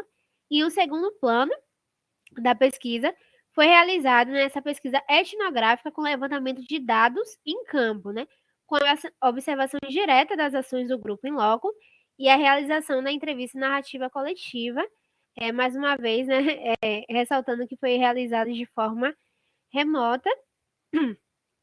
Como resultado de pesquisa, temos um material audiovisual que foi produzido de forma remota através da plataforma Google Meet, no qual consta a entrevista narrativa que foi feita com o mestre Satu, com a Antônia Neri e com a dona Valdemira Sena de Almeida, a dona Mira. E a partir desse material audiovisual, nós temos também versões originais de contos, né? Nós conseguimos catalogar, acessar 4 contos diferentes. A dona Mira nos narrou 2 contos sobre o lobisomem, enquanto o mestre Satu nos narrou um conto sobre o lobisomem e um conto sobre a cavala. Né? E segundo a classificação de Câmara Cascudo, se enquadram como causos, e de acordo com o ATU, né, que é nosso principal sistema de classificação, tratam-se de contos com opositor sobrenatural, né, que está dentro da grande classe dos contos de animais. Além dos contos, também conseguimos acessar os sambas, né, que dialogam com as histórias autobiográficas dos narradores. É muito interessante o movimento que eles fazem, né? Houve alguns momentos da entrevista que eles contaram uma história e em seguida cantaram essa história em formato de samba. E outras ocasiões que eles cantaram sambas e contextualizaram através da história. Devido ao tempo, eu não posso socializar com vocês, mas, por exemplo, tem um samba que fala sobre a questão de troca de namorados na comunidade. Então, eles cantam e depois eles explicam, olha, esse samba começou a circular porque acontecia muito de uma menina ficar com o namorado da outra. Então, eles trazem esse contexto da criação dos sambas. E, por fim, a produção, né, de um artigo científico que está em processo para publicação, no qual consta o registro desses dados de pesquisa, tanto os contos, os sambas, as histórias autobiográficas. É um material muito rico e também consta a análise a partir desses materiais, né, considerando que é uma comunidade afro-brasileira atravessada por diversas questões. Considerações finais, né? Nós concluímos a relevância dos saberes ancestrais advindo desses mestres para a academia, né, para a nossa universidade, para as outras universidades que estão envolvidas no âmbito micro, assim como para a sociedade, né, a sociedade contemporânea no âmbito macro. Outro traço que nos chamou muito a atenção foi que a narração de histórias de cunho autobiográfico por parte dos mestres se deu também através das manifestações musicais, como eu falei para vocês. Então, a partir disso, nos surgiu um interesse, né, em compreender, em pesquisar mais a fundo se a musicalidade, se essa manifestação musical e corpórea, né, dentre outros recursos, são utilizados por esses anciões a fim de transmitir as suas tradições para gerações mais jovens. Inclusive, isso constitui o nosso próximo plano de trabalho. Então é isso, gente. Aqui está um compilado das principais referências que nós utilizamos durante a pesquisa. Obrigada pela atenção de todos. Desculpe mais uma vez pelos percalços aí até essa apresentação. Eu gostaria só de sinalizar que as imagens ao longo da da apresentação são feitas ao redor da comunidade, né? Como não podíamos ir de encontro aos mestres diretamente devido à pandemia, são fotos do entorno e as fotos deles são feitas via Google Meet, por isso eu peço desculpa também pela qualidade. E é isso, gente. Obrigada pela atenção de todos. Obrigada, Elisiane. Que bom que você conseguiu apresentar e trazer a memória de Antônio Cardoso, né? A cidade do nosso querido poeta Buli Buli. Já estive em Antônio Cardoso algumas vezes e sinto falta. Espero que tudo isso passe e a gente consiga retornar aos encontros de sempre e às trocas, que são sempre muito profícuas. Inclusive, eles citam Buli Buli durante as entrevistas, é muito interessante. Ah, que ótimo, é bom saber, fiquei bem curiosa. Então eu passo agora eu abro de fato, né? Porque enquanto você saiu, ficou tentando apresentar e tal, nós mesmos começamos a fazer algumas perguntas e Liz Dalva tinha feito justamente uma pergunta para Betânia. Cadê Betânia? Betânia, onde está você? Aparece aqui no... Vocês estão me ouvindo? Estou te ouvindo, não te ouço, mas estou te ouvindo. Um pouquinho baixo, mas ouço. Eu estou tentando ligar a câmera, já tem um pouquinho e não consigo. Não tem problema. Se você não conseguir usar a câmera, você usa apenas o microfone e está tudo certo. Pronto, se está me ouvindo, está ótimo. A pergunta foi se eu já recolhi algum conto, não foi, Liz Dalva? Não, como que está esse processo? Se você está indo nos lugares, está recolhendo contos, falasse um pouquinho sobre isso.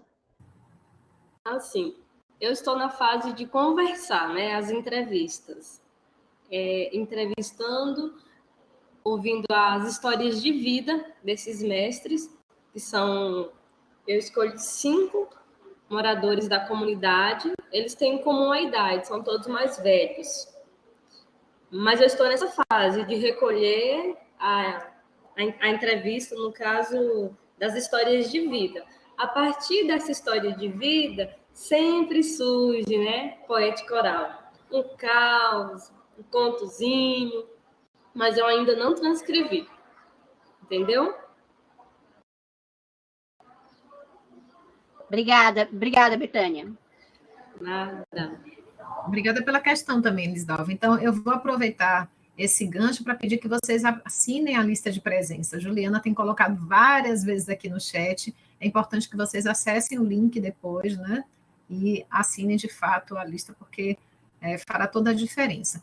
Eu queria aproveitar para pensar sobre os links que existem entre todas as pesquisas que estão aí.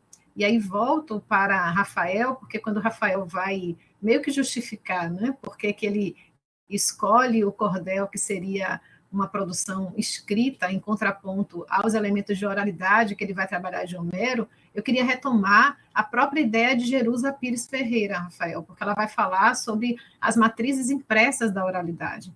E a Jerusa vai dizer que o cordel ele tem uma produção de circulação que é impressa, mas ele é caracterizado por uma produção que é oral. Todos os elementos que estão ali, e a gente vai ter que voltar a Paul Zumthor, né, e Elisiane fala muito sobre ele também, e Zumthor vai falar sobre a obra que ela, de fato, se concretiza quando você está em performance, e é impossível pensar no cordel se ele não for performatizado, né, e como o próprio Paul Zumthor diz, a performance ela se dá no aqui e agora. Então, o cordel, ele não se esgota no escrito. O escrito é um meio de circulação, mas a produção dele é oral, a recepção ela está naquele lugar híbrido, né, entre oralidade e escrita, mas ela é, sobretudo, oral, para que a gente não perca isso de vista. Então, isso, de modo algum, pode ser usado como um argumento que afaste as impressões que você traz e os 2 elementos que você trouxe como contrapontos aqui. E queria te sugerir, caso você ainda não conheça, o trabalho do pesquisador João Evangelista do Nascimento Neto, que é professor da UNEB, daqui do Campus 2, que a gente tem... Campus 2 não, gente, Campus 5, em Santo Antônio de Jesus. Ele tem uma tese maravilhosa sobre Malas Artes. Isso pode te ajudar bastante. E tem um outro trabalho que eu não vou encontrar agora, porque toda vez que eu tento achar um livro aqui em casa, é sempre muito difícil. Não vai ser agora que vai aparecer. Mas você pode pegar meu contato depois, Rafael, e tem um que fala só sobre a presença da figura desse malandro, do Malas Artes e tal, na obra de Ariano Suassuna, um professor da UNB. de repente, podem te ajudar a pensar melhor, né? Não sei exatamente em que momento sua pesquisa está, mas eu acho que esse é um momento para trocas. Acho que as trocas, elas precisam acontecer e elas são sempre muito bem-vindas. E fiquei muito interessada, estou falando porque não estou vendo outras perguntas. Assim que alguém tiver que colocar no chat ou que levantar a mão, eu paro. Mas fiquei muito interessada, Ronaldo, no seu glossário ilustrado. Muito interessado. Nesse momento, eu desenvolvo uma pesquisa em feira, justamente em feira, sobre a obra e o acervo do poeta Franklin Machado nordestino. E o nosso objetivo é fazer esse acervo digital.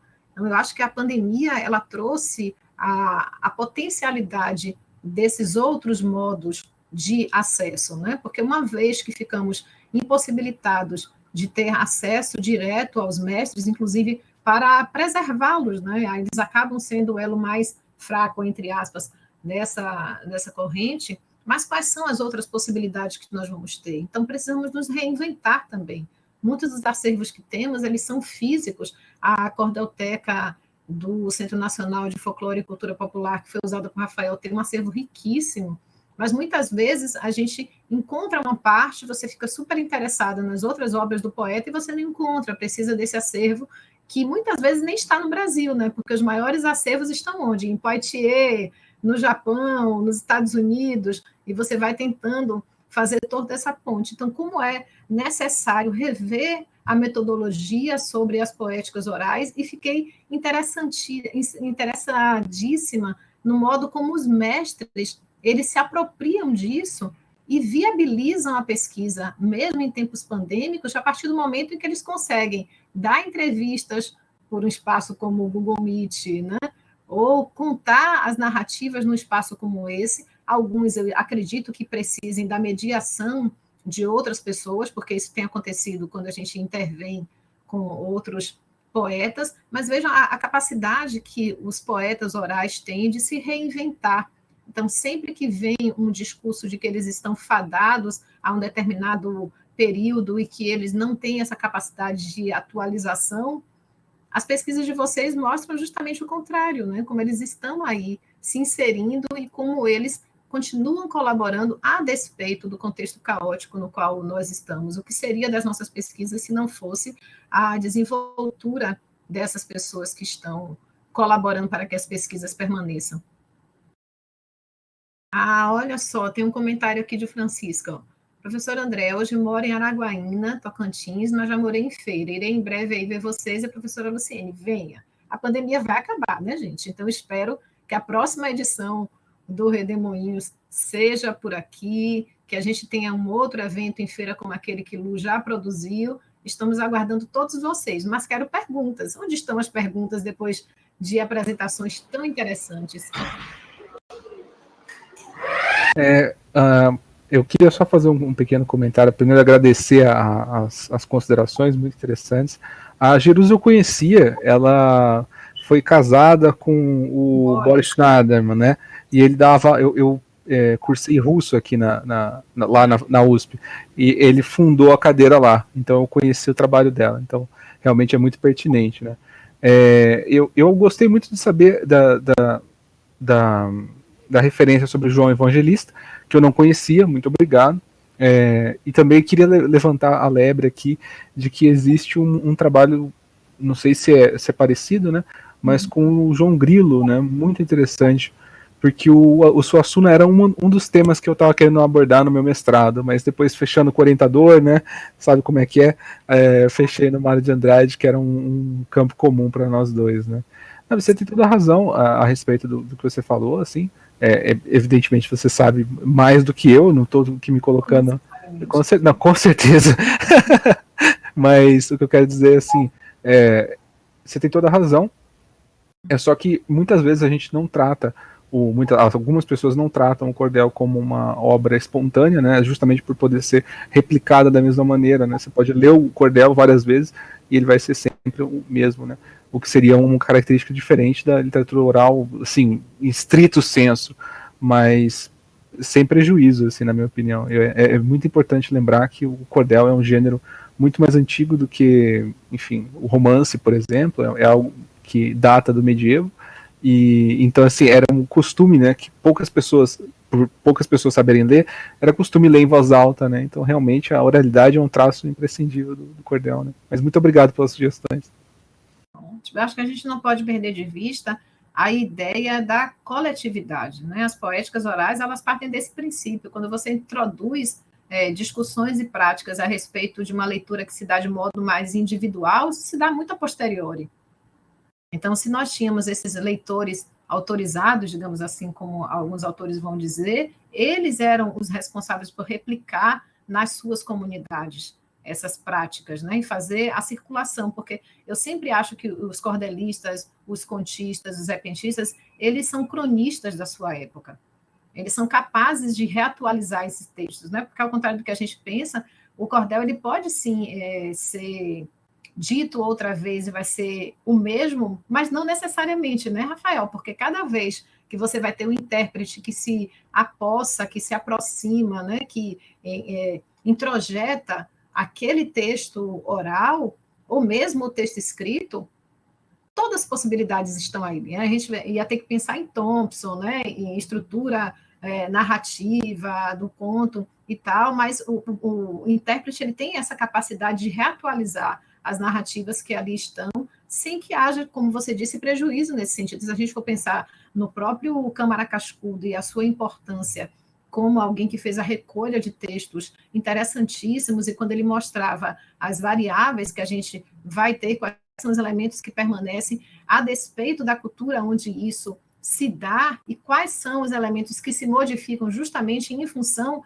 de cada contexto cultural, não tem muito o que a gente amarrar nesse sentido, a não ser pensar na diversidade e na capacidade de reatualização das narrativas orais. Então, eu vejo que a contação de história, e aí nós temos pessoas que são muito mais da área, como o Keu, ou como o Lu, que podem falar sobre isso, mas essa procura incessante, essa retomada, entre aspas, eu digo retomada porque não havia nada parado nesse sentido, né? Mas quando você tem um novo projeto, isso faz com que haja novas discussões, com que outras pessoas se engajem nisso, é a oralidade que está aí o tempo inteiro. E aí eu gosto muito quando... Eu acho que foi Betânia, não foi, que trouxe a ideia... Deixa eu olhar aqui, porque eu tenho que pescar nas minhas coisas, viu? Porque já se passou muito tempo. Peraí. Quem foi que falou? Ah, sim, foi Joselice, que falou sobre a contação e a narrativa como processo de fundição e tecelagem. Eu gostei muito da descrição que você faz, né? E você traz a voz como resultado de um processo de tecelagem. Eu acho que é exatamente isso, né? São pontos que vão sendo bordados, que vão sendo tecidos, e a narrativa ela se dá justamente partindo desse pressuposto. Os poetas orais, os narradores, eles estão aí nesse processo de tecer continuamente. E aí eu vou pensar na moça tecelã, né? De Marina Colasanti. Se em algum momento o que for tecido não corresponder ao que se espera, isso começar a se voltar contra nós, existe sempre a possibilidade de destecer e fazer novos poemas escritos, né? Novos poemas traçados, seja no papel, seja no tecido, seja na própria voz. Há sempre uma possibilidade de refacção que está ali. E é interessante, Rafael, quando você traz essa discussão sobre Homero, né, e a base oral dos seus textos, porque nós que somos pesquisadores sabemos que há uma discussão nesse sentido, né, que é levantada pelo próprio Havelock também, mas quem não é da área desconhece, e aí coloca Homero naquele lugar, né, do clássico, do canônico, do escrito, desconhecendo de fato toda uma fundamentação oral que está ali, que sustenta e que serve de base para que a gente pense na construção, para que a gente pense na construção desses textos e como eles são criados, como eles circulam e como eles são recepcionados também. Vamos pensar que as narrativas hoje, elas também circulam e também são recebidas a partir de suportes que são digitais, né? Olhem nós aqui. Há canais apenas de contação de história nesse espaço. Há pesquisas, tem um pessoal do Pará, um pessoal lá do Norte, especificamente, não apenas do Pará, que tem trabalhado muito com a recepção e a produção, a circulação e a recepção das narrativas em outros suportes, nos suportes digitais, e quais são os mecanismos que se mantêm, quais são os mecanismos que se modificam, e o que é que colabora para que a gente mantenha essa temática como sempre atuante, digamos assim. mas continuo falando muito e escutando pouco. Eu gosto mais de ouvir do que de falar. Estão me ouvindo? Estou, é Betânia? Sim. Estou Minha internet está instável. Tudo bem. Sobre Elisiane, o trabalho dela. Ela fala sobre a entrevista narrativa de uma maneira diferente, mas não deu para entender bem. Se ela puder falar sobre isso. Você pode repetir, Betânia, por favor, o que você não compreendeu? Sim. Como que você conseguiu tirar esses contos do lobisomem? Que tipo de entrevista você usou? Porque você trouxe um autor, você falou que foi outra perspectiva da entrevista narrativa. Acho que falar um pouco mais sobre a metodologia mesmo, Elisiane, porque você traz essa informação sobre entrevista narrativa, mas você acaba não desenvolvendo. Acho que é isso que ela precisa. Compreendi. Olha, Betânia, a entrevista narrativa, na verdade, ela não é aquele formato, por exemplo, de pergunta e resposta. Vamos supor aqui, a gente começa uma entrevista, qual é o seu nome, qual é a sua idade, e sabe aquelas perguntas objetivas. A gente faz essas perguntas no momento inicial, porque a gente precisa, são dados que a gente precisa na pesquisa, mas ao decorrer da pesquisa a gente tem perguntas disparadoras. Por exemplo, eu falo para o mestre, começa a conversar com ele, né? E aí eu falo, e aí como foi, como mestre Satu, como foi a sua infância? Entendeu? O que é que acontecia na sua infância? E aí ele começa a narrar, que foi uma infância extremamente difícil, uma infância marcada especialmente pelo trabalho na roça. Ele, inclusive, usa os termos escravizados e dominados. Então, tudo isso eu consigo analisar no artigo. Mas assim, Betânia, eu não tenho aquela urgência de cortar a fala dele para ir para a próxima pergunta que está no meu roteiro.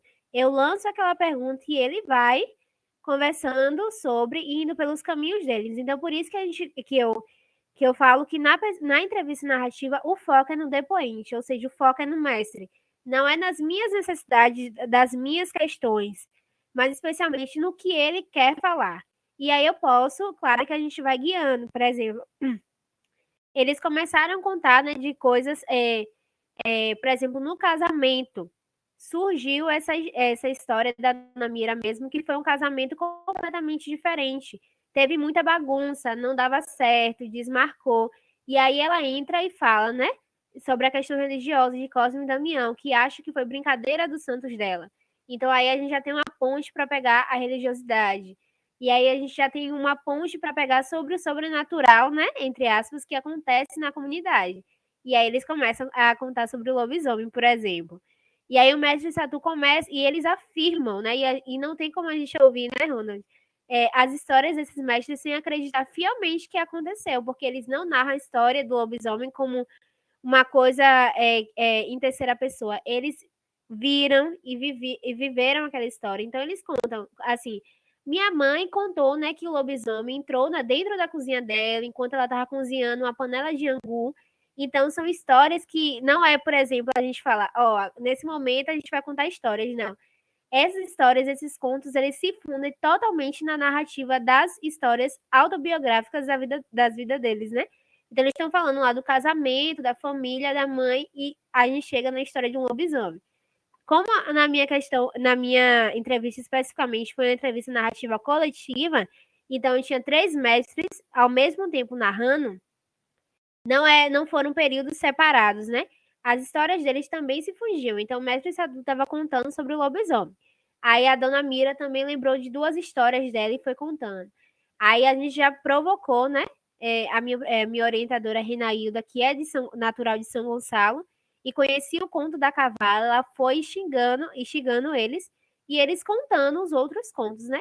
Então, eu não sei se eu consegui ser completamente clara, Betânia, mas é basicamente isso, uma entrevista em que a gente tem noção do que a gente tem e não tem, né? Porque quando chega lá é tudo uma surpresa, porque o que a gente tem interesse mesmo é de ouvir as narrativas deles, e depois que a gente vai fazer essa filtragem para ver o que é que mais nos interessa, porque é difícil, né? Porque eles falam tantas preciosidades que é até difícil a gente fazer esse processo de separação, mas é basicamente isso. Eu espero que eu tenha conseguido aí elucidar essa questão. Se não, pode perguntar mais coisas que eu tento esclarecer o máximo possível. Ficou bem claro, Lisiane. Então, minha dúvida era justamente essa, você respondeu. Porque eu estou indo por esse caminho, eu até printei a tela quando você compartilhou os autores, né, as referências, para falar dessa entrevista narrativa diferente. Porque eu estou indo por esse caminho, mas eu não sabia que tinha um autor, e vai dar certo. Eu gostei muito do seu trabalho.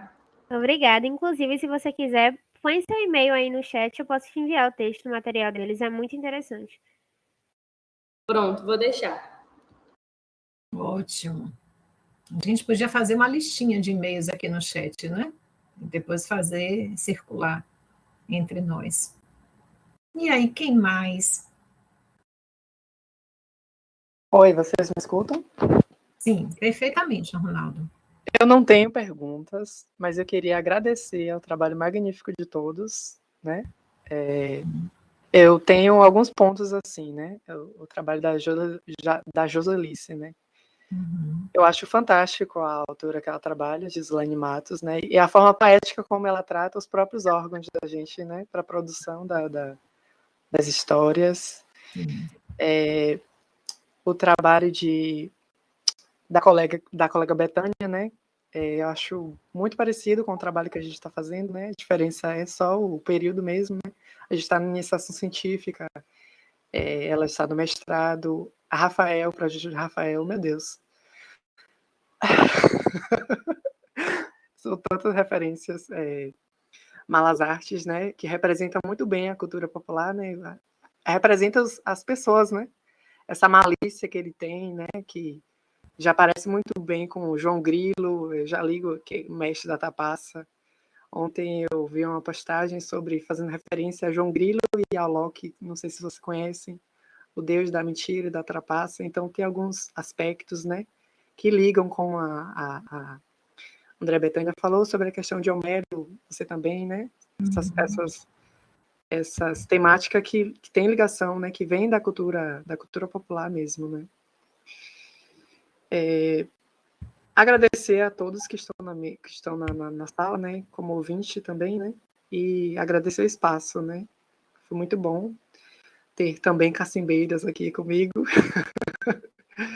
André, eu não conhecia antes, né, porque esse cacimba, ele é muito grande, eu não conheço todo mundo, mas é um prazer conhecer, viu.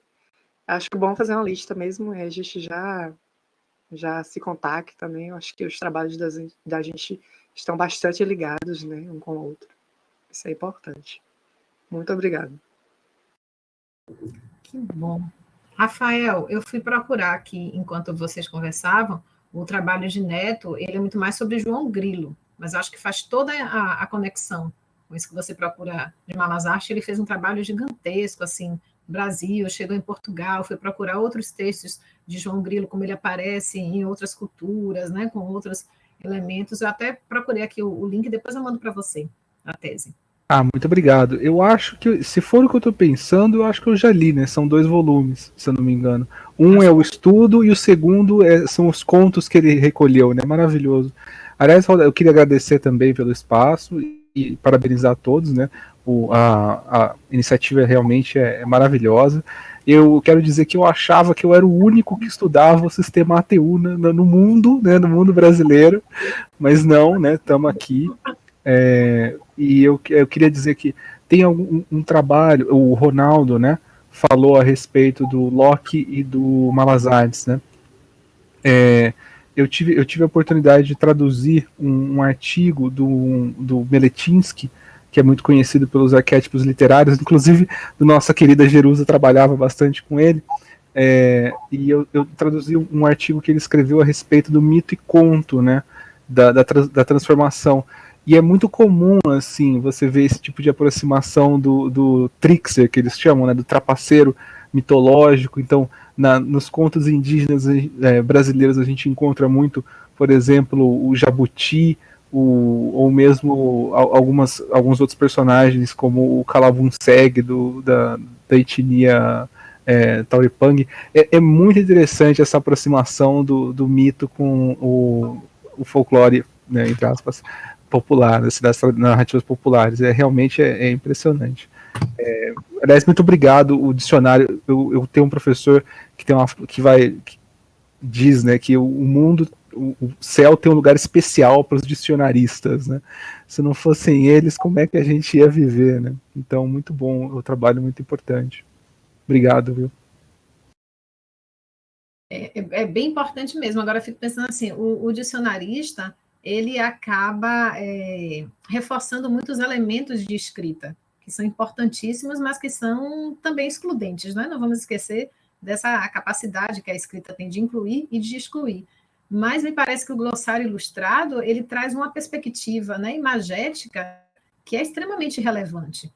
Então, você tem uma capacidade de criar elementos que se destacam na narrativa a partir da imagem, que é um texto que pode dar outras leituras e que traz outros sujeitos para essa discussão, que poderiam ser alijados do processo se a gente se mantivesse com o registro e com o recorte apenas escrito. Eu acho extremamente coerente fazer um material ilustrado quando você trabalha com poetas orais. Não porque eles só deem conta disso, não, mas a gente tem que pensar no alcance disso, né? A imagem, aí a gente ia ter que pensar em tantas outras coisas na própria semiótica, né? Como o imaginário se constrói a partir dessas narrativas. Acho que tem uma ponte aí que aparece em todos os trabalhos também para que a gente pense sobre memória e identidade. As coisas, elas não são separadas, né? E vejam quantos sujeitos estão aí preocupados em trabalhar com elementos que são da sua própria comunidade, como a sua constituição identitária se forja nesse entrelace, muitas vezes, desse sujeito que sai de sua comunidade para estudar num outro espaço, mas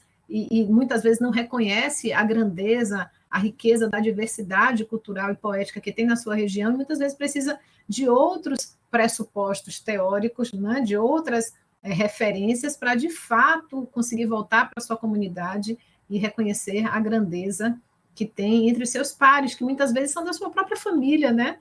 Alguém diz, não é minha avó, né? Quem é que coloca aqui no título? Deixa eu lembrar quem é. Sim, é o trabalho de... Acho que o meu. Isso, exatamente. Dona Maria Rita é sua avó, né? Isso. E como é que surge o interesse para trabalhar com as narrativas de sua avó? E como é que se faz para manter esse olhar, entre aspas, distanciado do pesquisador que se vê implicado no próprio projeto de pesquisa? Pronto. A primeira pergunta. Eu acho que a minha identidade, ela se formou, ela ainda está se formando, né? Mas eu acho que a maior parte ali no Quilombo. E isso se deu a partir das narrativas de vó. Então, o interesse surgiu a partir daí. E sobre a segunda pergunta, até hoje eu tenho dúvida como que eu faço isso. Por isso que eu me interessei pela pesquisa de Elisiane sobre a entrevista, porque enquanto eu estou entrevistando, eu estou batendo papo, e aí eu esqueço que ela é minha avó, e eu me intrometo ali no meio da conversa para perguntar mais e mais, e ela fala, e o lado bom é que ela se sente à vontade para falar, porque ela está falando com a neta, e ela está contando a história da vida dela. Esse final de semana mesmo, eu estive lá com ela, achei incrível, porque nós fomos juntas para a primeira casa que ela morou, quando ela foi para lá, para o Quilombo. E no lugar da casa só tinha aquelas casas de cimento. Aí ela sentou e eu comecei a tirar foto. E ela chorou e começou a contar. Eu achei aquilo de uma grandiosidade. A foto está maravilhosa, inclusive vou utilizar no meu trabalho. Aí eu fico pensando, se não fosse essa relação, eu não conseguiria cativar tanto, eu não conseguiria trazer tantas informações da vida dela se eu fosse uma estranha. Então, tem um lado bom e o lado não tão ruim é que, às vezes, eu acho que eu deveria ser mais profissional durante a entrevista. Mas eu estou na fase de explorar as narrativas dela. Há controvérsias. O que é ser um profissional quando se trabalha com narrativas orais, com poéticas orais? Porque eu acho que a gente precisa desconstruir também essa ideia do pesquisador como alguém engessado, que segue um roteiro, né, que está sempre distante, que é sempre imparcial, porque isso é impossível de acontecer, principalmente quando se dá com envolvimento a partir da sua constituição identitária, como a gente já estava conversando antes. Joselice disse que está com uma oscilação na conexão, por isso o vídeo dela não abre, mas se você nos escuta e se seu áudio estiver aberto e você quiser fazer alguma questão, Joselice, fique à vontade. Acho que essa discussão sobre o lugar do pesquisador já tem ganhado outros contornos, né, Betânia? A gente precisa pensar que não há maior ou menor profissionalismo porque você se aproxima de sua avó como alguém que é da sua comunidade e que se vale disso em alguma medida para ter maior confiança como pesquisador. Eu acho que o cuidado, mas é claro que você tem uma orientadora, né, gente? Tudo aqui é só palpite na vida alheia, mas vocês todos têm orientadores e tem um pressuposto teórico, né? Tem um pressuposto metodológico, mas eu acho que a diferença se faz quando você vai analisar os dados que se tem. Acho que é aí que você precisa, né, ter esse cuidado de perceber essa linha tênue que está ali entre a avó e a entrevistada, entre a neta e a pesquisadora, ver em que medida isso vai interferir no modo como você vai trabalhar com os dados que estão ali postos. Porque antes de ser pesquisadora, você é neta dela. E se o seu interesse se dá, né, se forja nesse lugar, a partir da sua trajetória com ela, as coisas elas não têm como ser tão separadas. Eu acho que trabalhar com história de vida, trabalhar com autobiografia, faz toda a diferença para que a gente pense em outros modos epistemológicos mesmo de construção do conhecimento.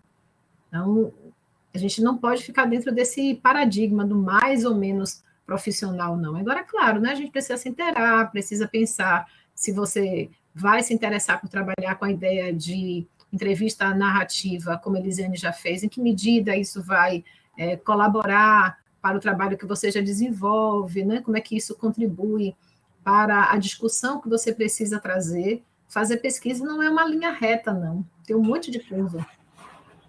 E tem um monte de beco sem saída, viu?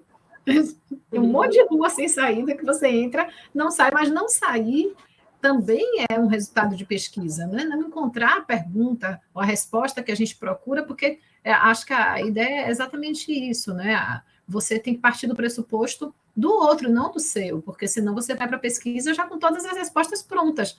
E por isso as frustrações aparecem, porque você não escuta efetivamente o que o outro está dizendo, o que a sua pesquisa está mostrando. E a pesquisa se faz no caminhar. É no processo, não é o resultado exatamente que fala mais sobre o que a gente consegue ou não, é o que se faz. Então, por exemplo, as pesquisas que são feitas no processo pandêmico, elas têm uma série de diferenças em relação ao que a gente fazia antes. Como é que isso implica na pesquisa? Quais as consequências disso para o que a gente tem no trabalho acadêmico, né? Eu digo tanto como ranço como com avanço. Porque a gente vai perceber outros elementos, mas a gente vai perceber também o quanto precisa ser desenvolvido ainda para que a gente saia desses elementos que são postos e que não necessariamente atendem às necessidades de quem trabalha com poetas orais. Os estudos sobre poéticas orais, eles estão cada vez mais compreendendo a necessidade de deslocamento, e não é de um discurso paradigmático, digamos assim, né, o dicotômico entre oralidade e escrita, mas aí você tem que pensar no contínuo que se dá, de fato, quando você trabalha com essas duas linguagens, quais são os elementos que estão ali. Por exemplo, a espontaneidade que se espera da oralidade, de fato, é o que se encontra, porque aí a gente vai ter que pensar num autor como Marcuse, por exemplo, que vai falar não necessariamente dos textos orais, mas dos textos que são oralizados. Você tem como pressuposto o tempo inteiro ali uma escrita, né, com uma estrutura narrativa escrita, e que tira esse elemento de espontaneidade, porque não é porque é voz, não é porque é fala que é necessariamente oral, pode ser oralizado, tendo o pressuposto que é de escrita. Então, acho que a gente precisa pensar sobre esses elementos que estão aí, que são muito delicados no trato para quem está se fazendo pesquisador das poéticas orais, que somos todos nós, né? A estrada está aí para todos com as mesmas oportunidades. Mas eu ficaria a tarde inteira conversando com vocês, mas faltam 2 minutos para terminar a nossa sessão de comunicação. Então, eu agradeço mais uma vez tanto a vocês que se apresentaram, agradeço a professora Rosimeire Lapa, que foi quem me fez o convite inicial, agradeço a Keu também pelo convite, pela organização do evento, agradeço a professora Luciene Souza por me colocar nessa rede, desde sempre, com o seu coração imenso, e queria pedir que vocês continuassem participando do evento, agradeço as pessoas que vieram assistir também a troca que nós tivemos aqui, e lembrar que o evento ele permanece ainda outras programações, e há uma assembleia que vai acontecer no dia 6, das 9 às 12, porque o que se tem em mente é a criação de uma rede nacional de pesquisa em narração de histórias. Então, essa assembleia acontecerá. Quem tiver o interesse precisa se inscrever via um formulário que em algum momento vai aparecer aqui. Já apareceu, Juliana? Ou... Não sei, mas em algum lugar vocês vão encontrar um linkzinho com o formulário, talvez no próprio site do evento, para que vocês se inscrevam, caso tenham interesse. Pronto, ó. Juliana colocou aqui que sim. Tem o link da lista de presença, mas precisa do link também para a inscrição na Assembleia de quem tiver interesse de fazer parte dessa Rede Nacional de Pesquisa e Narração de Histórias, que se forma, inclusive, a partir das apresentações que foram feitas aqui, né, das trocas que nós vamos ter entre pesquisadores das mais variadas universidades, de áreas que são próximas, mas que não são necessariamente as mesmas, porque o trabalho de Joselice é em educação, não é em letras, não é em literatura, como de Rafael, mas como vocês podem dialogar a partir disso. Então, se vocês não tiverem mais nenhuma contribuição, eu encerro a nossa... Eu gostaria de falar rapidinho, professora. Fale, diga. Travou aqui um pouco. Sim. Eu só queria agradecer a você, professora, e aos colegas, as pesquisas aí de todos. É uma riqueza, né, trazer as narrativas orais. E, como eu disse, encantada aí pela força da palavra do contador de histórias, que é toda essa riqueza. Agradecer ao Rafael, me lembrei da sopa de pedra. Então, obrigada a todos. Eu que agradeço mais uma vez. Espero que a gente se encontre em outros espaços, que tenhamos outras oportunidades de trocas. Eu deixei meu contato aqui, caso alguém queira manter o contato, sugeri que a gente colocasse os e-mails aqui, mas fiquem à vontade, caso queiram fazer isso, e sejam bem-vindos mais uma vez, aproveitem o evento, que ele seja tão proveitoso quanto foi a tarde de hoje. Agradeço. Com licença, só uma coisa muito rápida. Vocês poderiam mandar aquele link da Assembleia? Muito interessante a participação do evento. Sim, Juliana colocou aqui no chat o link da programação das sessões de comunicação, caso vocês queiram ver outro, mas o Juliana disse que o link para a Assembleia está no site. É só você dar uma olhadinha lá, tá? Então, Vitor, eu vou te pedir que finalize a gravação, por favor, e aí eu dou encerrada a sessão de comunicação 2. Muitíssimo obrigada a você.